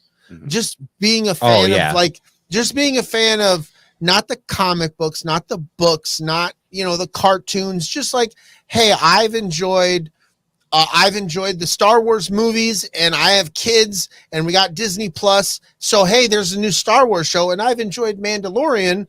I'm like, I wonder how these people, like, do they get this fucking... My dad just eats them up. He's like, oh, that was cool. That was cool. Yeah, like, I wonder about, like, because, like, I often, like, me and my dad, we've talked about The Last Jedi. We've talked about The Rise of Skywalker. We've both enjoyed. And like, people don't like them, but my dad's not hardcore about it, but he enjoys the movie. He's like, oh, well, I enjoyed that, I didn't like this, but like, my dad's not a hardcore guy about it. Yeah. So I kind of sometimes envy those people who could just get to like, yeah, I like this, or you know what? There's kind of bad CGI. I didn't really care for that. Yeah, absolutely. And me, as far as like, I watch a lot of movies, including terrible movies. I consume a lot, and me too. There's only a handful that I can say I liked everything about this, and put it up on that pedestal. That's a perfect movie, like Army of Darkness. Army of Darkness. Man? Oh, settle. Listen, how drunk are both of you? We should probably stop the show. Listen, it's okay to be wrong, Brady. It is. Yeah, it's okay to be wrong, it's guys. fine. You could be wrong. That movie is not good. We've got to kick some butt for a little bit. Why? Because we're an hour and 40 minutes into it. We got to talk about episode 6. And yeah, we are still on 2. Yeah, we're just finishing 2. Son of a bitch. Yeah. The Grand Inquisitor arrives to arrest Kenobi himself, but Riva stabs him with a lightsaber, inadvertently allowing Kenobi and Leia to escape. On Mustafar, Vader awakens in a bacta tank. That was dope.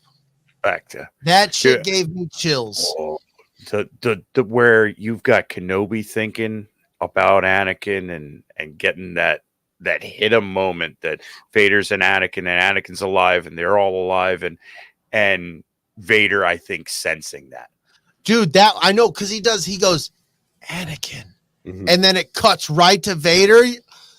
I think that was so good. He was like, ooh. Yeah, I sensed something. I'm up. My alarm, I'm up. When there was another bacta tank flashback scene, I almost had a flashback of my own. And then I was okay. Whoa. That I get like flashbacks about the beginning of Book of Boba Fett. Oh, you're so silly. You're on deck. That would have been great if, like, for the rest of Star Wars, just to piss people like you off. Yeah. Every time you see all somebody in a flashbacks bacta are tank, done in a bacta tank. you're like, fuck, we're gonna have a flashback. fucker. And I'm sitting at the edge of the seat. I'm like, we're gonna have a flashback. Brady and I are sitting texting back and forth. Don's like, to be fair. No, shut up, Don. Hell yeah. Part 3. In his fortress on Mustafar, Vader instructs Reva to find Kenobi, promising to promote her to Grand Inquisitor if she succeeds. Kenobi and Leia's transport lands on the mining planet Mapuzo, and they proceed to rendezvous provided by Haja. Truth. Yes. I kind of wished more happened with Kenobi losing his shit thinking he was seeing Anakin. Mm-hmm. Like I would have enjoyed if like they're walking and then like all of a sudden he sees Anakin over here and he's like, no, wait, what? Oh, it's not there. But then he's over here. Like that would have been cool. Yeah, I would have dug that. But I enjoyed this for what it was. It's good stuff. Planet being on Mustafar, seeing the castle on Mustafar. Oh, I came twice. Oh, it was just so much. Beautiful. So much. Finding no one there, they take a ride on an Imperial transport. They're discovered, and Imperial troops are sent to capture them, but they receive help from a female Imperial officer, Tala, who is a member of the Path, an underground network that hides dissidents and outlaws hunted by the Empire, and Jedis. Yes. And one such Jedi being named out was Quinlan Voss. Very cool.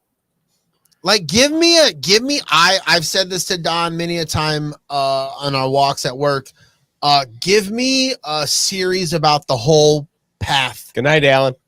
Good night, Alan. Later, dude. Like give me between Order 66 and A New Hope, like give me information story of everything that was happening with this Path, this underground railroad, these Jedi, these like I want to know everything. Yeah, I'm really kind of stoked that they brought in that concept of the underground railroad and like these secret Jedi that we don't know about. They've been trying to make their way and do that. Mm-hmm. I'm all about it, dude.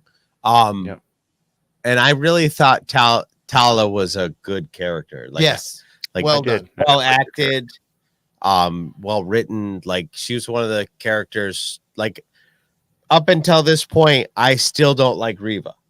Yes, fair enough. I still don't like Reva, and then Tala comes in, and I'm like, see, that's how you write a character. And you guys are like, you're a dick, and I'm like, okay. Well, it's because I figured out the Anakin Kenobi thing. The Anakin mannequin is a Hanakin. But Flanakin, mannequin. Or Scanakin. Need the hand again. Biodanical Anakin, mannequin. What do you use? It's my hand again. Flo Flanagan. Grab my hand again. Oh, Bob Flanagan. Bob Flanagan, Ned Flanders. How do you get to Flanders? Don't worry about it. All right. She escorts them to a secret subterranean passageway where... How come it looks like somebody had a stroke when they were spelling out subterranean? I don't know. It just doesn't look like they were like, subterranean. Using hand gestures. Subterranean. Oh my God, my finger's locked up. Is that a cue? She escorts the secret. No, it's Kevin. Hey, Kevin. Clevin. It's Kevin with a Q, asshole.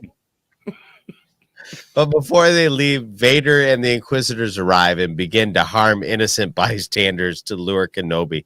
Holy fuck. Hold on. The Inquisitors didn't do shit. True. Vader wrecked shop. As Chantel said earlier, the Inquisitors ain't about shit. No. And that's kind of like from what I they all had their head downs when he arrives. Fuck yeah. Mm-hmm. But as I recall in what I've seen of them in comic books, they're never really about shit. They show up and sometimes wreck shop, but they don't never get the job done.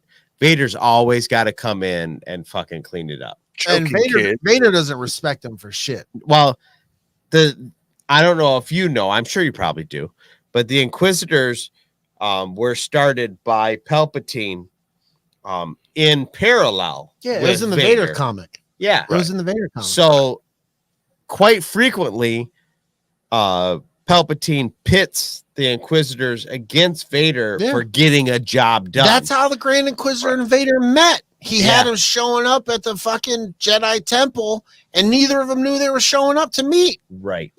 And they tried to fucking kill each other. Right.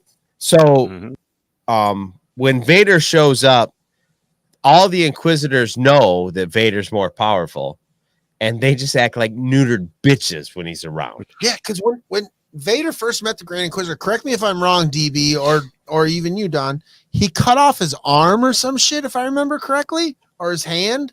This is in Rebels. No, this was in the Vader comics. comics. Oh, in the comics. I think he cut off his arm. I don't remember, but I remember reading a comic where Vader. They were always go at like it. Vader felt like they were worthless. They were beneath him. Yeah. And all in all they were doing were both of them, well, all of them were doing the Emperor's bidding. Right. Right. Basically tolerated each other to the point of that they were all doing the Emperor's bidding. And they were, obviously dark side of the fourth Sith, always vying to be the top one. Yeah, definitely. Yeah. Kenobi sends Leia and Talia ahead while he provides a distraction. And just his mere presence was a distraction. Yeah, it was distracting. That's all it was. And Vader don't give a shit. Dude, the one that gets me the most is It's a little kid. Vader's choking the dad, Right. and the son runs out and he yells, "Hey, Dad!" And as soon as he does, Vader snaps his neck and the kid falls to the ground. Right. That's the one that gets me every time. Mm-hmm. Still killing younglings. Yeah, and then he's dragging old girl down the road. Uh-huh. That shit's nuts, man. Yep. He's just a ruthless Just bastard. brutal. I love it. Hell yeah. Kenobi is eventually confronted by Vader, who overpowers him with his force choke and burns him, leaving him in pain. Talia provides a distraction to save Kenobi, but Leia is captured by Reva. I enjoyed the whole cat and mouse-ish game through the fucking gravel pit, whatever you want to call that place. And Dragging through the fire. yeah, I felt this fight, if you want to call it a fight, I mean, it was very reminiscent of the episode 4 hesitant fight. I mean, there was a lot more action than there was in episode 4, but it felt kind of like, what's your move? What are you going to do? Because like Vader didn't know Kenobi was so weak. And I think he wasn't prepared to go all in because he didn't know what Kenobi was about. Right.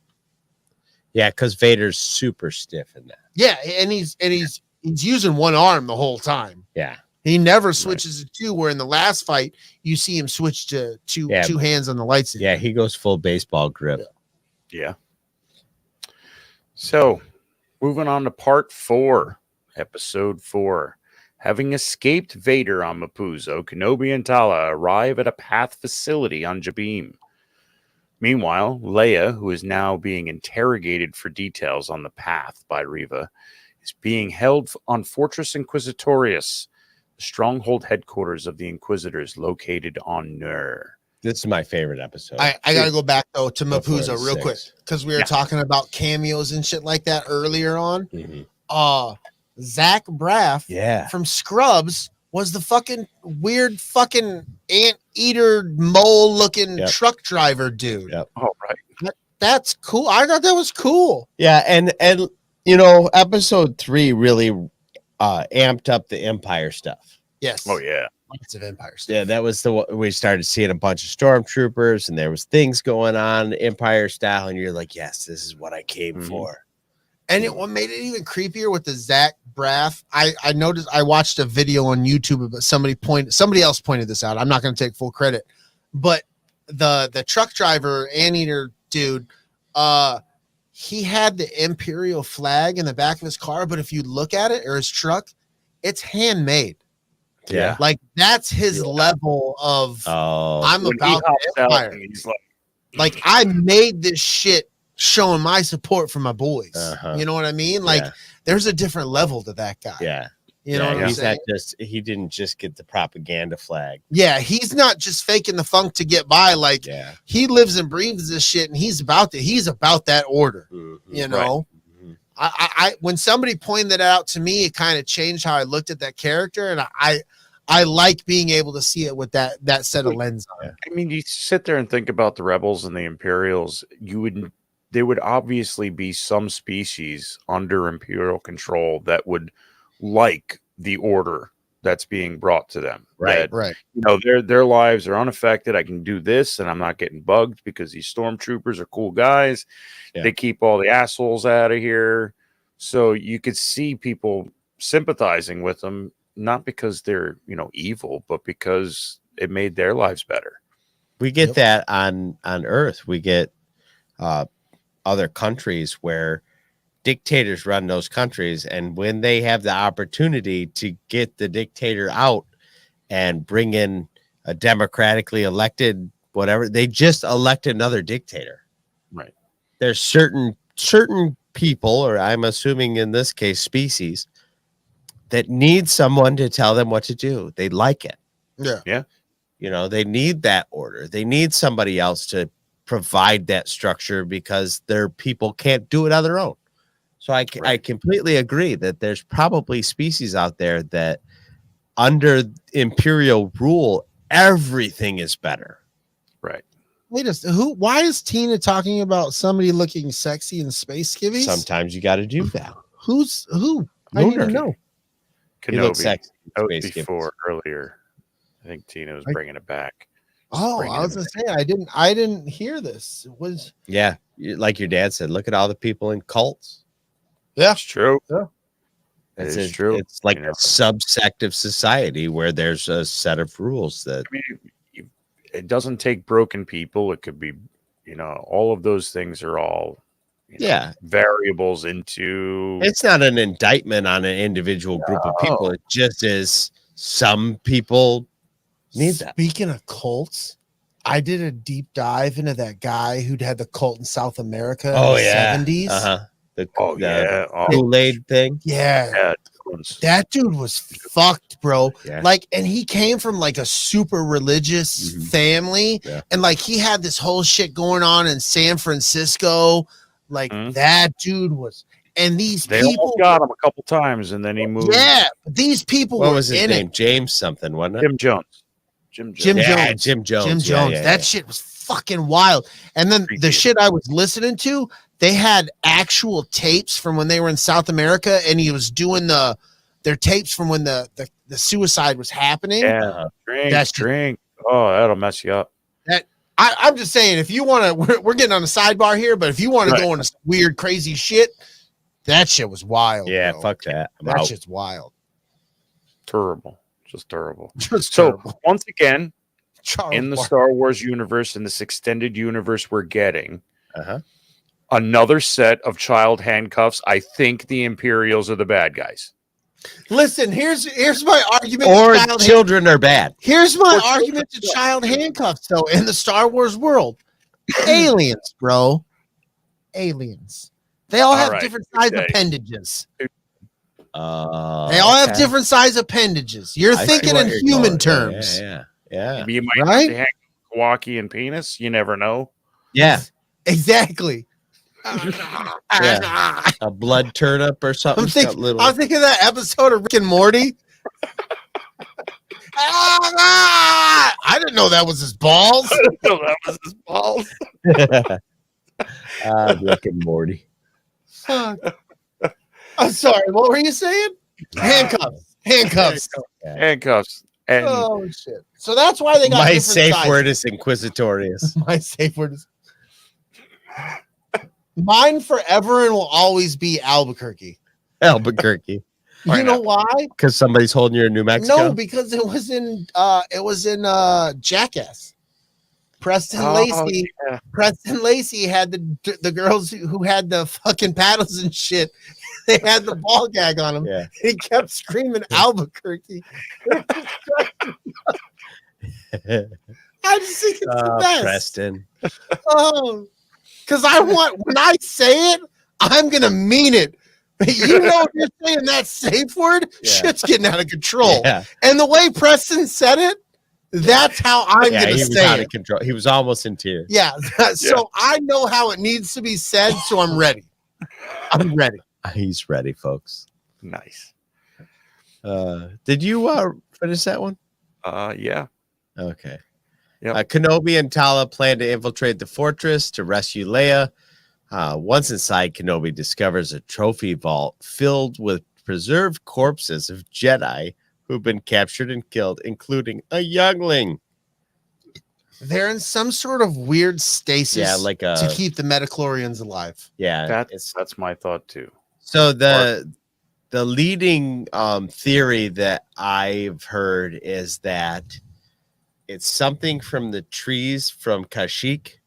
Like a sap. Yeah. Ooh. And the Empire has been farming that for some reason, and it's in canon, because it's got some kind of property that they need. I love it though. And being that the trees in Kashyyyk are closely connected with the Force, like it's a nice little tie-in. I'm into it, dude. It makes sense though. So that's amber from the trees from love Kashyyyk. If you want to, and then they're probably doing like a whole fucking Jurassic Park thing. Yeah, that's what I'm talking about. On half deceased Jedi that are frozen in amber, Taking out the metachlorians and for Emperor Palpatine. Yeah, I like a nice chick that can suck my metachlorians out. Well, that was the name of my fantasy football team. Suck my metachlorians. I remember. It's probably the greatest fantasy football team name ever. Yeah. If one was to say. Yeah, I mean, I would say. That's what I would think. Well, that was a thing. Hey, they managed to rescue Leia, but Tala's cover is blown and their presence is revealed. They eventually escape with the help from the Path Commander Roken and his guerrilla troops. Love the character Roken, dude. Yeah. O'Shea Jackson, Ice Cube Jr., killing it. Ice Cube, yes. Yep. Yeah, I like this character right through to the end. Yeah, I did all the way. We can't talk about episode 6 yet. No, we can't talk about it, so I won't say the line that I was really happy with when he said it. Like, yes. I know we're there. Yes. We're there. Mm-hmm. It's good. It's good. It's good. He's when he was like, do or do not, there is no try. I hope we see. I would enjoy seeing Roken's presence within the rebellion bleed into other things. Yeah, like see him later on, like genital. I'm genital Roken. Excuse me, touch my genital. I got a big ice cube. Oh my lord! Where get some of this pop gun? No, as a general somewhere in the rebellion, I would like that. That would be cool. Yes. Vader, angered over the course of events, moves to kill Reva for her failure, but spares her when she reveals that she has attached a tracker to Leia's companion droid Lola in anticipation of a rescue. This scene made me rock fucking hard. Oh yeah, dude. When Vader's stomping down the hallway and she turns around, she's like, "What the fuck?" And he's like, "Ah!" The way they captured it too, like they zoomed in, kind of chest out, and he like. There's no expression in his mask, but you're like, he's pissed. Yeah. Right. He's mad. You could see it in the walk. Yeah, and he just fucking comes in and he fucking throws. Oh, that was awesome. It was like when fucking your mom told you when your dad gets home from work, you're gonna fucking get it. Get it? Oh, your dad just about kicks in the front door. That dude, because he's been thinking about kicking your ass all the way home. You've been thinking about it? Yeah. Knowing? Yeah, everybody knows, and then the beating begins. Oh my god. Yeah. Did I ever tell you about the time my dad picked me up? By my fucking shirt? Yeah, you totally did. Because I'm taller than my dad by about 3 inches. Yeah. And he was wearing his flight suit or some shit. Yeah, in the garage, dude. Yeah. And he grabbed me, twisted my shirt, and picked me up. I freaked out, dude. Like inside, full panic attack is happening. Yeah. Because like my dad's never laid a hand on me other than give me spanking. Like that's how we grew up. Parents gave spankings. Mm-hmm. That's what happened. But like that's the only time my dad ever laid a hand on me, except that moment where he picked. Oh my fuck, dude. Well, you know, my dad was a prison guard, right? Right. Yeah, you've told me that. So he would come home and I'd have an ass whooping coming, and he would like pull his belt out, like in the same way that a cop has a heavy duty belt because they've got a gun and a clip and fucking 900. It's like a utility belt, right? So he fucking unclips his shit and he pulls this belt out that's like a 19-foot wide strap, and on the back, burnt into it, it says Sulski, because this shit was made by a prisoner back when prisoners made stuff. Yeah. and he would beat my ass with a leather belt that was a 1/2 inch thick and probably 1.5 inches wide. And it said Sulski as it was brandishing my ass. Later, Dad. See you, Pav Lord. You son of a Hey, bitch. Lord. Tons He of was, dick. he was We talking all to me about being a patron. Now he's probably like, yeah, fuck that. Fuck that guy. I would have if it wasn't for No, that. Truth be told, though, my mom gave harder spankings than my dad. Yeah? Like, I wished my dad was the one who got to give me spankings all the time. No, mom would whip my ass, and dad hated it. Dad never wanted to touch me. Right. So if dad had to beat me, it was a beating. Yeah. You know what I mean? Like, I'd pushed him too far. You know what was the worst? Is when they would sit on the bed and talk to you. Like, and then they'd be pissed, they'd be mad, and then they'd talk to you, and they'd bring the level down, and they'd bring the level down, and then I need you to come over here. Yeah. And you're like, you thought you were getting out of the spanking? Yeah. And you start fucking crying. They were just gearing it down Yeah. so that when they're they trying to calm you down. Trying to calm you down. All right, hey, get across my legs. And you're fucking losing it, dude. Yeah. You're bawling. You're crying harder now than before than the spanking will be. It'll never happen. I'm so again. sorry. And then you fucking hit you once, you're squirming, and they're trying to hold on to you. And you're All right. Episode part 5. yeah, part 5. 13 years prior, Kenobi trains Anakin in lightsaber combat on Coruscant. Wow, was this fun. Where he criticizes Anakin for his aggressive actions.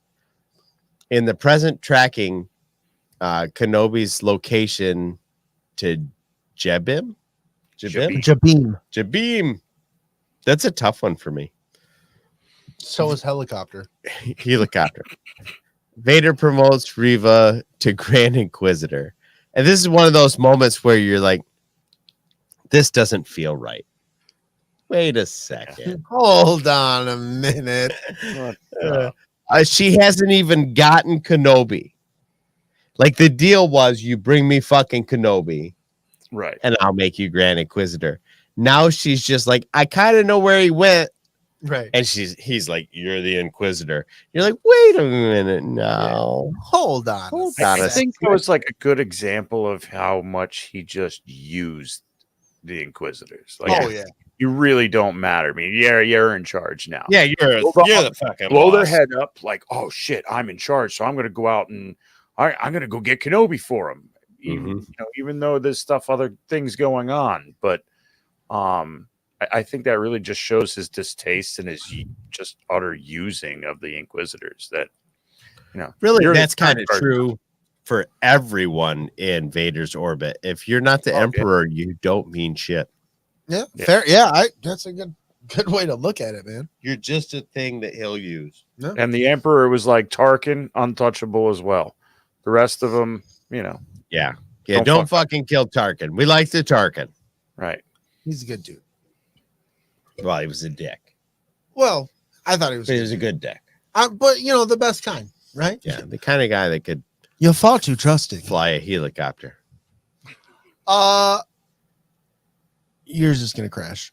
The Empire arrives to besiege the facility and deactivates the escape doors. To stall for time, Kenobi negotiates with Reva and deduces that she knows Vader's true identity, as she witnessed his massacre at the Jedi's temple on Coruscant as a youngling during Order 66.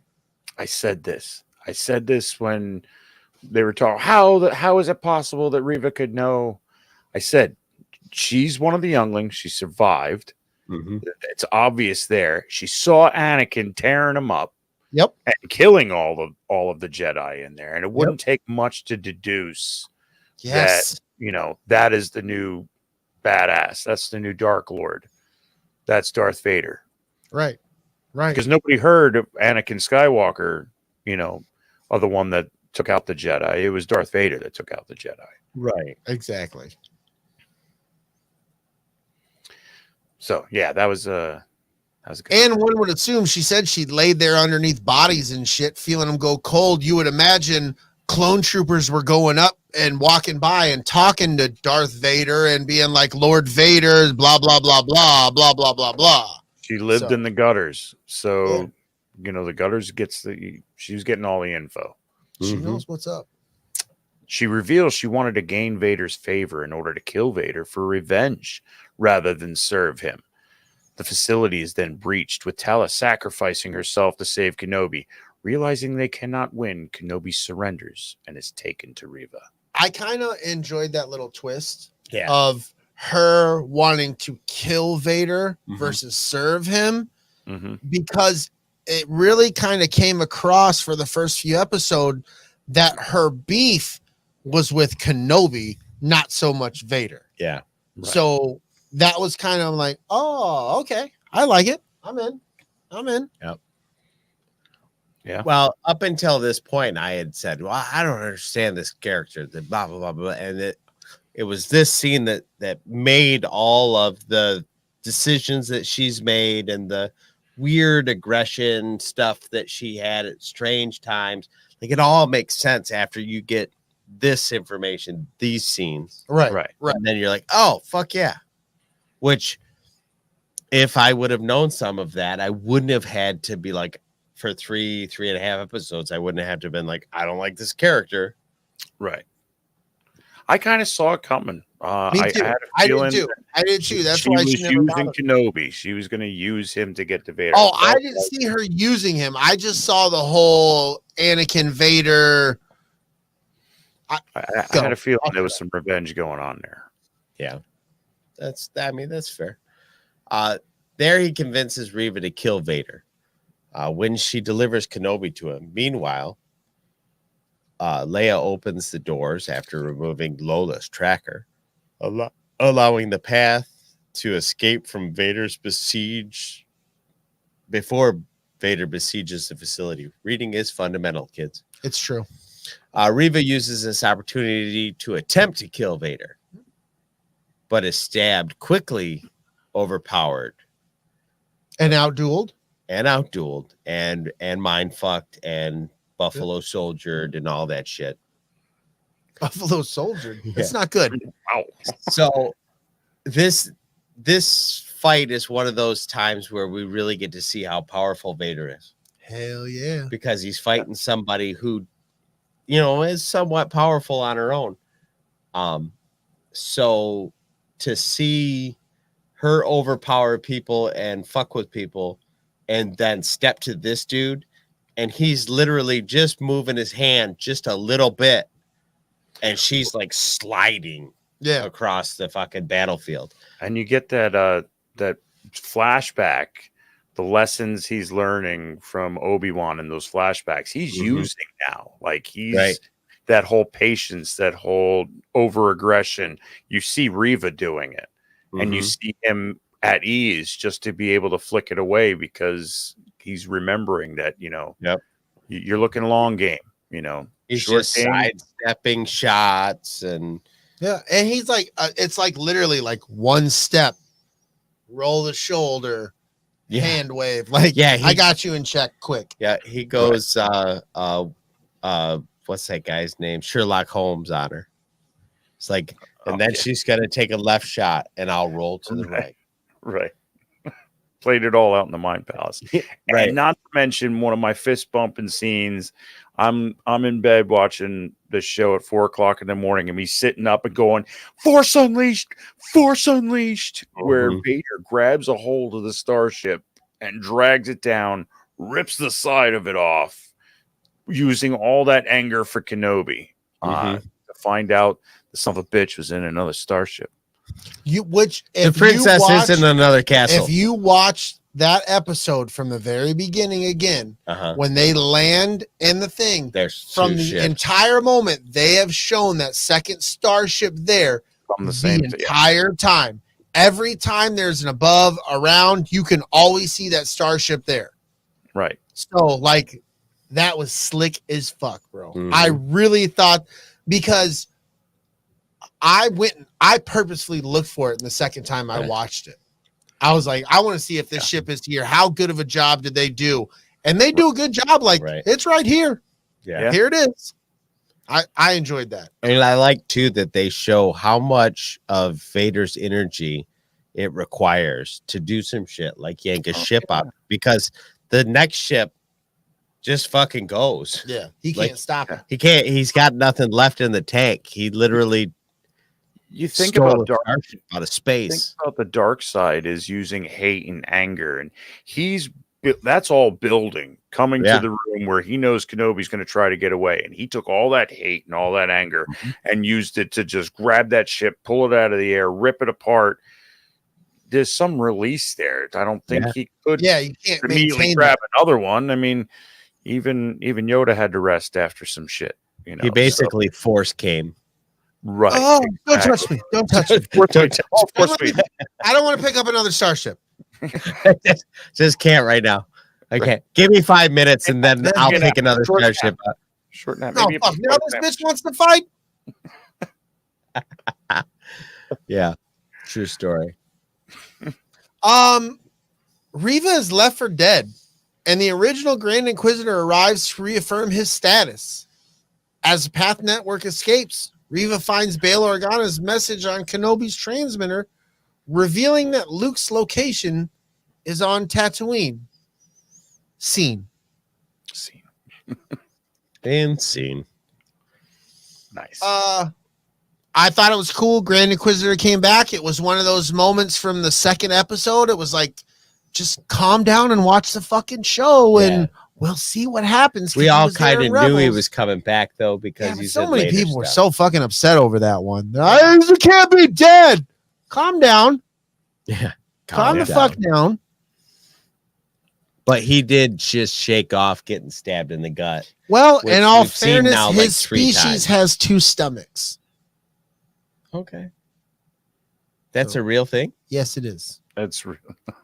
All right. Obviously, he's fine. Little indigestion. He took himself some Rolaids. Yeah, he's going to have GERD now. Small price to pay to be the Grand Inquisitor. It's true. It's true.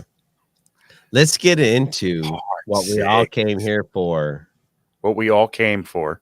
And again, the Grand Inquisitor likely survived as a result of his race having 2 stomachs. While a relatively obscure bit of Star Wars trivia, the Powans having 2 stomachs rather than 1 has previously raised by fans as the reason for his survival. Yay! Yeah, because I guess he died and then it started rising around that he had 2 stomachs. And be like, oh, mighty fucking convenient. Well, it sounds like they were like, hey, we can, these guys have 2 stomachs. This dude can get fucking stabbed in one. Doctor Who does it all the time because the doctor has 2 hearts. 2 hearts, yeah. So he'll take a shot in the heart or whatever, and the bad guy thinks he's dead, and he's not because he has fucking 2 hearts. Nice. So does he just jumpstart the other one after he's dealt with the bad guy? No. When he loses the one, then he regenerates. Well, even the 11th Doctor was poisoned and both of his hearts stopped and he still came back and found a way. That's fucking true. So that is true. And you know what? We cheered when he did. Yeah, we were like, yeah, Doctor. I didn't.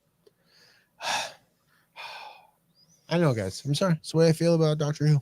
Yeah. Fuck that guy. I love Doctor Who. Fuck that guy. Fuck that guy. Chris, while Riva into part 6 has arrived on Tatooine looking for Luke, Vader pursues Kenobi and the Path in his Star Destroyer. Realizing there is no other way, Kenobi separates from the group so that the Path can escape. And this is that point where he goes up to Hoken and don't ever stop doing what you're doing. Yes, that's the line. Yeah. And he's like, I only just started. Yes. I was, yes. Cool. He was like, don't stop believing. That was the line where I was like, I want more of this dude in here. Yeah. Like, let me see this dude, controlling the ship. Give me, I'll watch an adventure of Roken. Do you bring different force? Yeah, that's a fucking flavor of the week fucking show. I do a Path show. in the Bad Batch. Yes, bro. Like, have him be the bus driver. Yeah, I think we'll see Roken in the Bad Batch. that'd be cool. Oh, that'd be neat. Yeah. I never even thought of that. That's I like where your head's at, buddy. yeah, going from live action to animation. That's pretty Yeah, cool. instead of the other way around. That's He cool. didn't look like that in live action. No. He No. was three-dimensional. Yeah.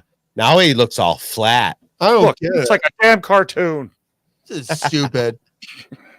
I don't like the way they drew his face. Get the fuck out of here. Proto nerd. All right. He fights Vader alone on a nearby planet and damages Vader's helmet and breathing device. Wow, did they skip over a lot? Wow. Yeah, that whole. Let's get into the fight. Let's ladies and talk about germs. this fight. This is what we fucking came for, kids. Yes. This fight. Good Master and the learner. One Yeah. last time. one last time. So they duel. Much in the same way they did on the balcony in that training flashback. Yes. Until Vader has essentially tired of the fight. He plants his hand in the ground. That shit was cool. Badass. Though the ground starts to fracture and Kenobi falls in what could only be like a 20 or 30-foot hole. Yeah. Right.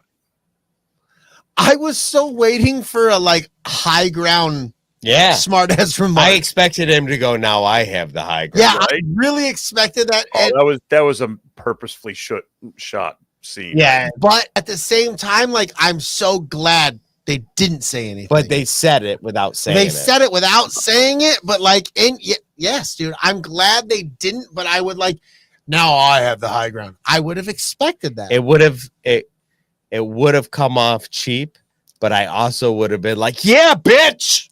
He does. He does have the high ground. Vader's speaking facts. He's Yes. letting you know. And this is also coming after that very stiff fight that they had where Vader's realizing that, wow, Obi-Wan really isn't connected to the Force anymore. And now they're having it out again. And now he realizes, wow, he even mentions you found it again. You know, you're connected back all over again. But you're still fucking weak. Everybody's gonna do this, so I'll start now.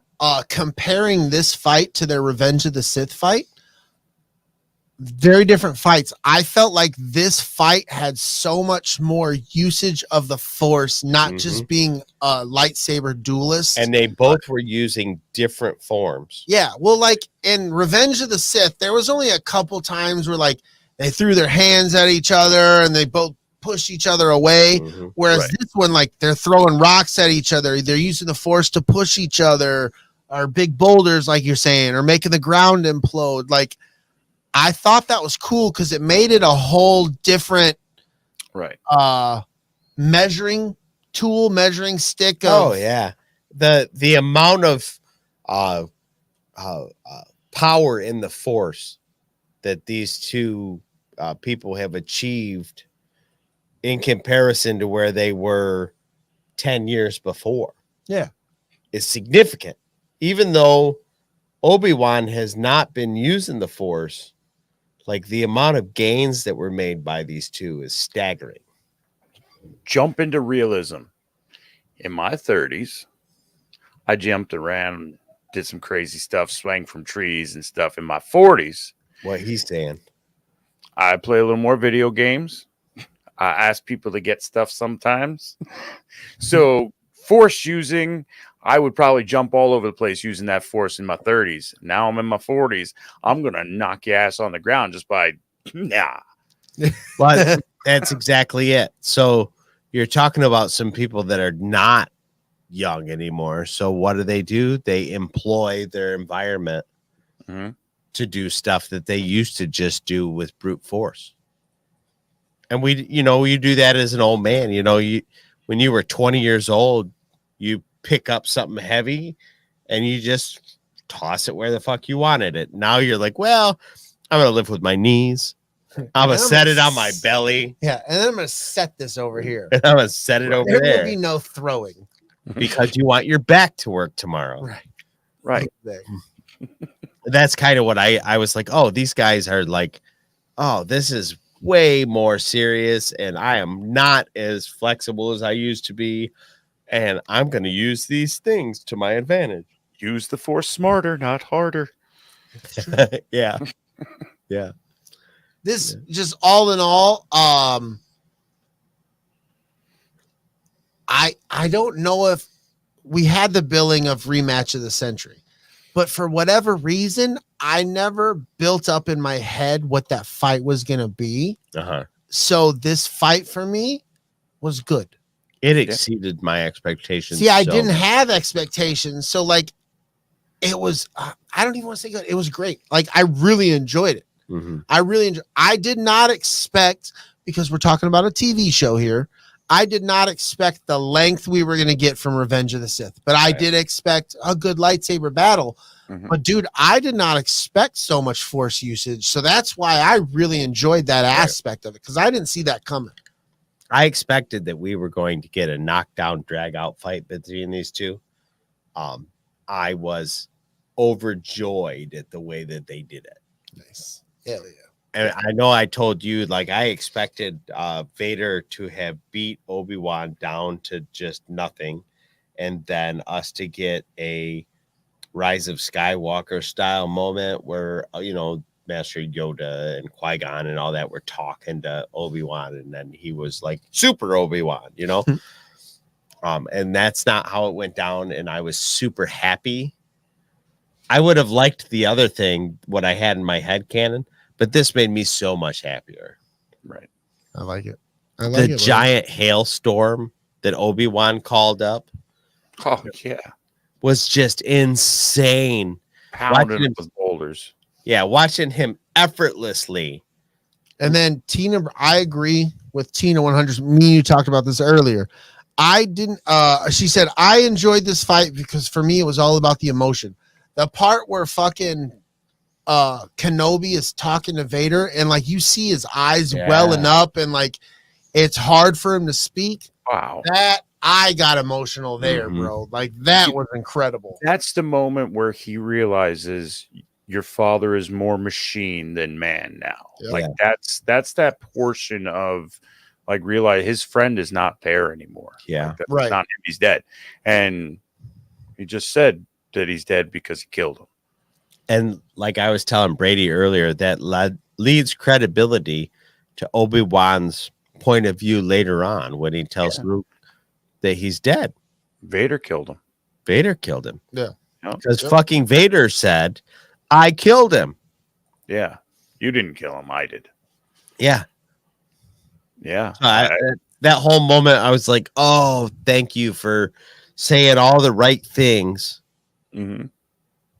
And I was just blown away. I'm like, oh, thank you for making things happy for me. Yeah. Member berries, key jack thing, whatever. Yeah. I'm just like, yay. I fucking love it, man. And it was, and Tina's right. Very chilling moment too. Yeah. Where, that is Vader. He is bad. Yeah. And you can see what's left of Anakin in there, just screaming at the universe as best he can. You know what I mean? Just like the rage is, and that as he starts to build in his anger again, like Brady said, his lightsaber light starts to glow brighter than Obi-Wan's blue light, and his face starts to illuminate in red. You're like, oh, get him. I love that. I absolutely love it. It was a very visual scene as well as like it just visually emotional. Something I also thought of. The lightsabers, the blue and red, like the vividness of the color, like whatever they're doing with the lightsabers now and however they're making those happen, I'm on board. I really like how it looks. Did you guys get the impression that during this dialogue, like Obi-Wan's face is lit gently by his lightsaber? And there's that blue aura, right? And as he realizes that he can forgive himself for what happened because Anakin's darkness is what ultimately Vader used to kill Anakin. What was left of Anakin? Anakin did that. It wasn't Obi-Wan's failure. It wasn't Qui-Gon's failure. It was who Anakin was that led him down that path. And it wasn't Obi-Wan's fault, and he didn't have to carry it forever. The light that was coming from his lightsaber, just like Vader's, that started to get more red and light up his face. Obi-Wan's face lights up blue as the intensity of his lightsaber gets stronger. Now, there's two ways to look at this. Either A, the lightsaber they were holding moved closer to their face, or B, the intensity of their lightsaber grew as they were more connected to the force in that moment. Kyber crystal senses you and the whole fucking. So that was the way I took it. Yeah, I'm in, dude. I would say that tracks too. Just for Obi-Wan, that realization is, Obi-Wan's connection to the force kind of almost becomes pure again, because he disconnected from that because of what he lost through Anakin. Yeah. He let go of all those things that were holding him back. Right. As well as the revenge portion that he had to take on Vader again, and he had to destroy him, and he didn't have to destroy him. It's not something he did. It's not his fault. It's not your fault. Right. Calm down, buddy. Calm down. I was just that whole scene. I was like, oh, this is resolution. There's been this adversarial thing building up, and then there's the resolve, and Vader's left alone with his hate, and Obi-Wan gets to walk in a new path of light. That self-deprecating hate is gone. That it's not your fault, man. Just say it out loud. It's not your fault. It's not my fault. Meanwhile, Reva has arrived at Owen's farm and is fought by Owen and Beru. She pursues Luke into the desert, but cannot bring herself to kill him, and eventually returns him to his family. Right. Gained a whole new liking and loving of Owen and Beru. Right. Oh, they laid it out on the line for that kid. Yeah. Owen definitely at the end, that definitely is where it changed completely for me on how I looked at him. But Beru, I didn't realize she was a badass. Nobody told me that. Was that in Legends? Because I didn't know that. I don't think so. I think that just happened. She was shooter guns. She was Shooter McGavin Beru. Shit was happening. And she Owen was yeah, we might have to defend ourselves, and Beru was prepping. Yeah, she was get in position, bitch. You pulled out a blaster out of the damn freaking hot phase. Oh no, we're not going anywhere, bro. Yeah, we ain't going out like that. Beru was a G. Sith Care Bear would like us all to start over. Yeah, we'll get right on that, buddy. Yeah, dude, that's not happening. Yeah. Yes, sorry, we're we'll be here until midnight. So, before Kenobi congratulates her for overcoming her past and the dark side. Mustafar, restored Vader, abandons his search for Kenobi after the Emperor questions his motives and loyalty. I'm going to stop there for a second, because at this point, at one point here, I really felt that Reva should have died. I wanted her to die. I didn't quite want the full redemption arc, but I kind of take it back now, watching it a second time, that portion where she was just so broken that she focused everything she had on hate, and thinking that there's no turning back now, and basically Kenobi saying it's never too late, it's what you do now. Right to where I'm still, part of me would like to see her dead, but if they take her character somewhere, she obviously is going to go somewhere because she's still alive. So there's a story there somewhere. I'll go along for the ride. you know, we'll see what happens. I love the fact where the Emperor, you see Vader like basically send out the probes. We're gonna find this motherfucker. I'm gonna fuck them all up. And the Emperor coming in and saying, "Yo, you're gonna let one Jedi fuck you all up? Yeah, From get in your head. Right. You're my boy, Blue.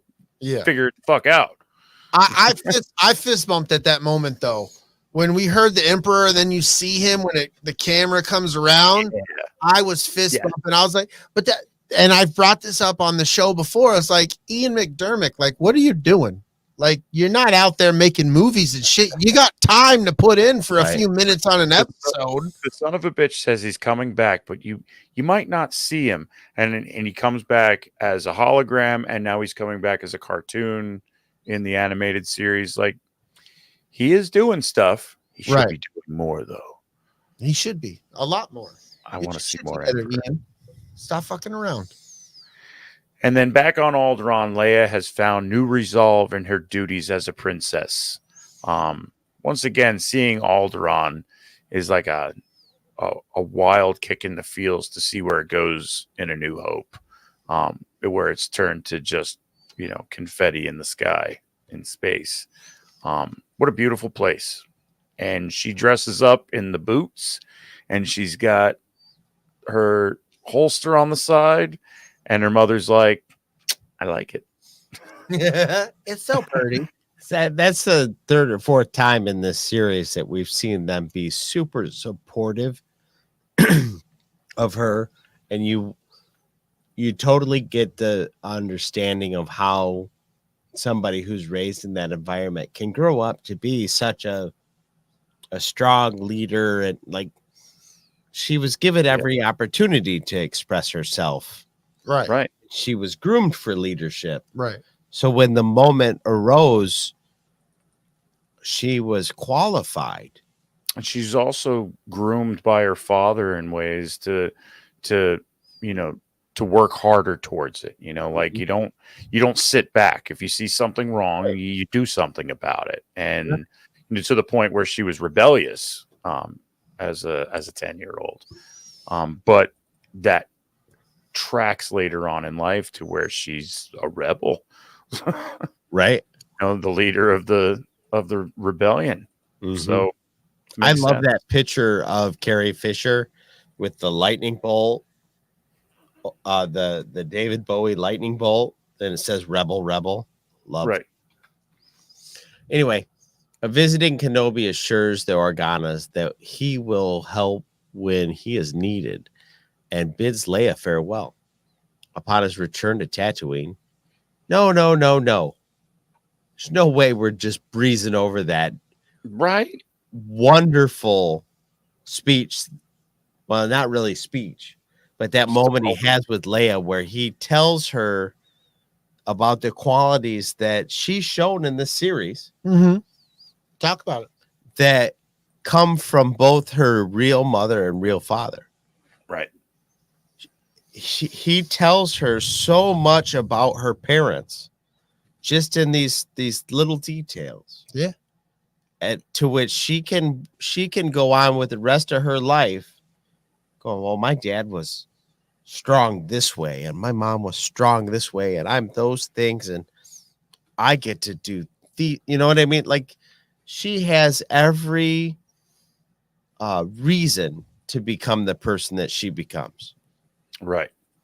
And it's in contrast to the way that Luke is raised, where he's just kind of on a backwater planet, just being a kid.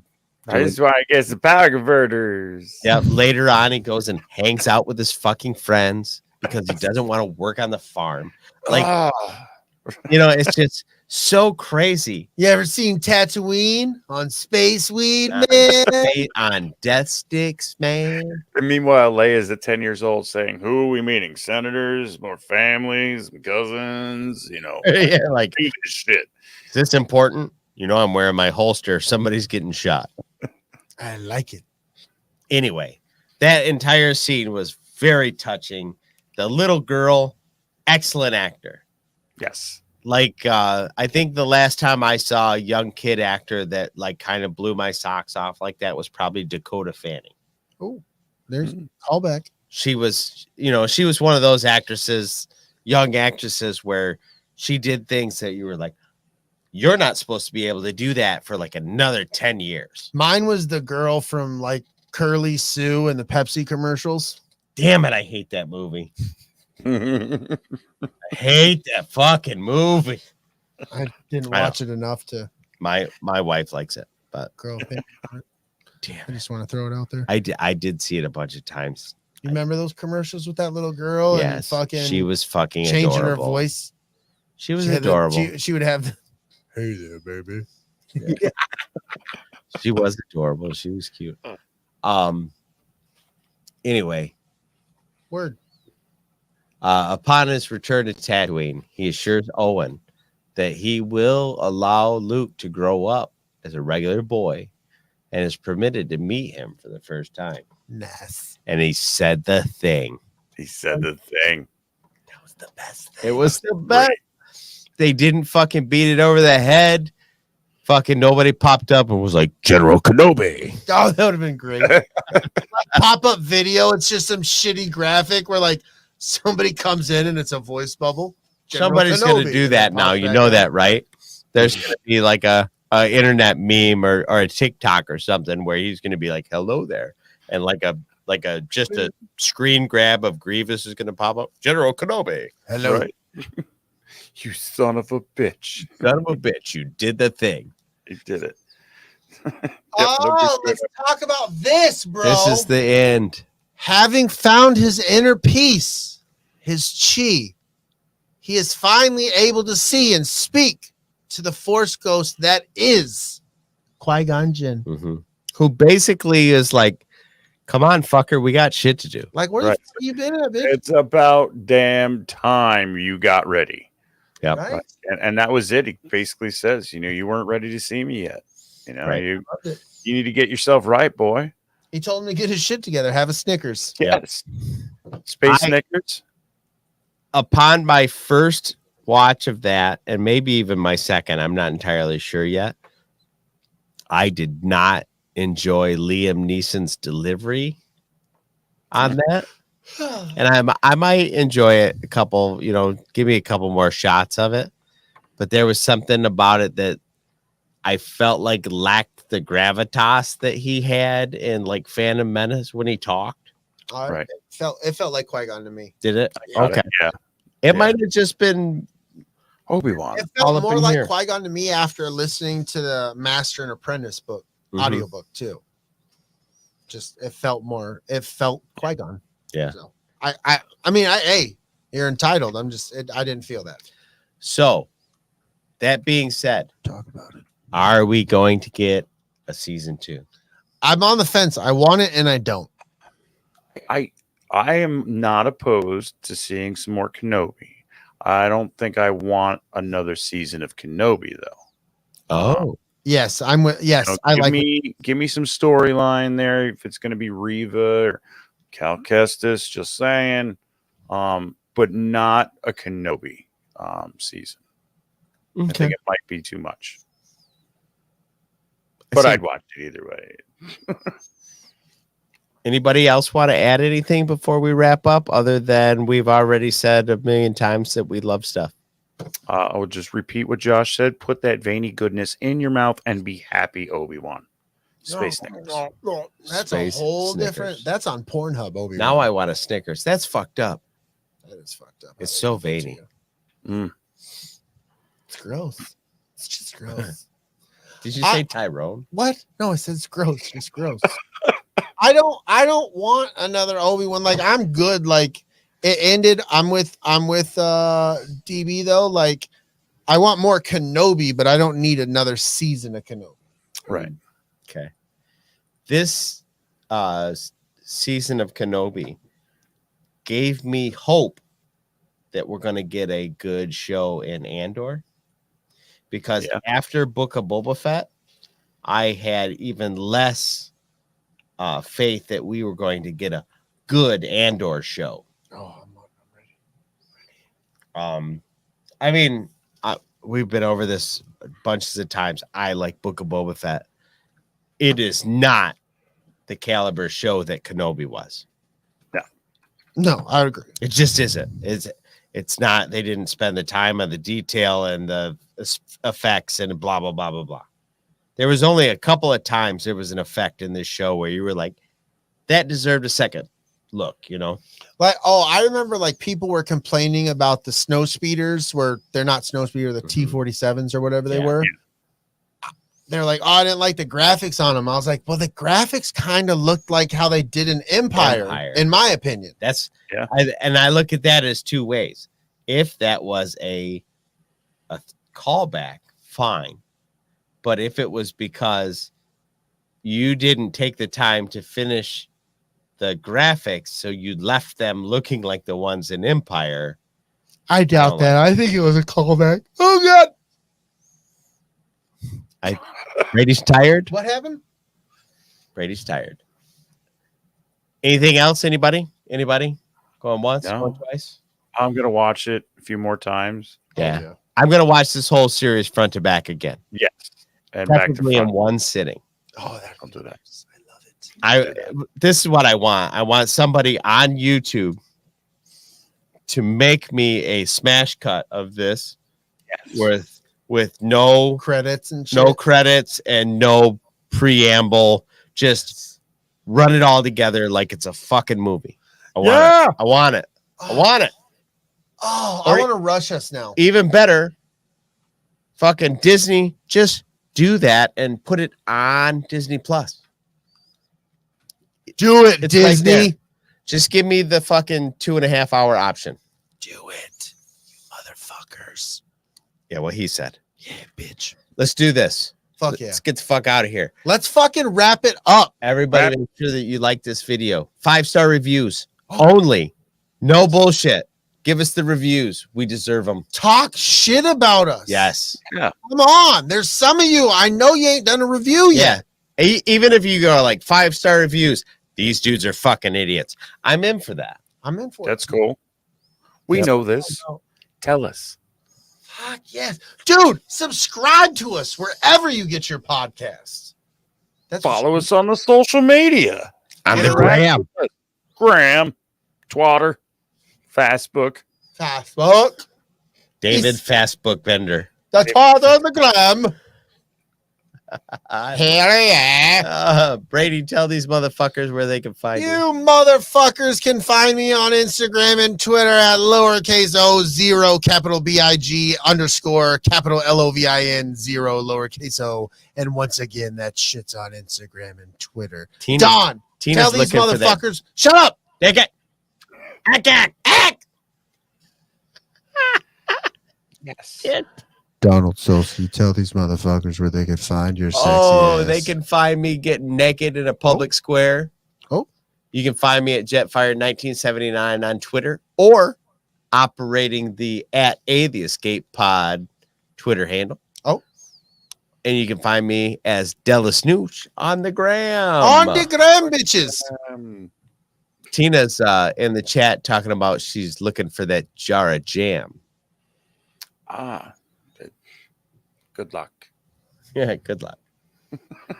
Chris, if these motherfuckers wanted to find you, where are you?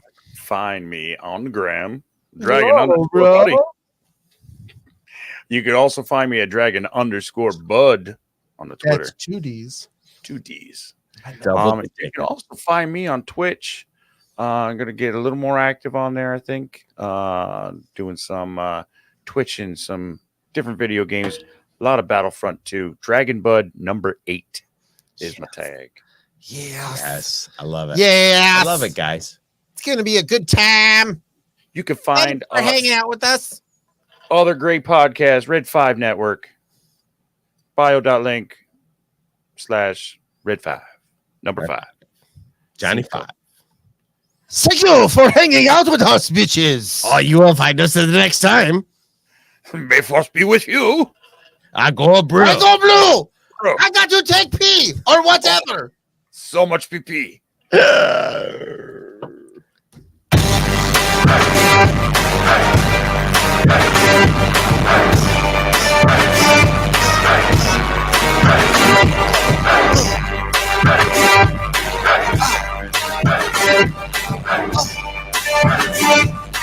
This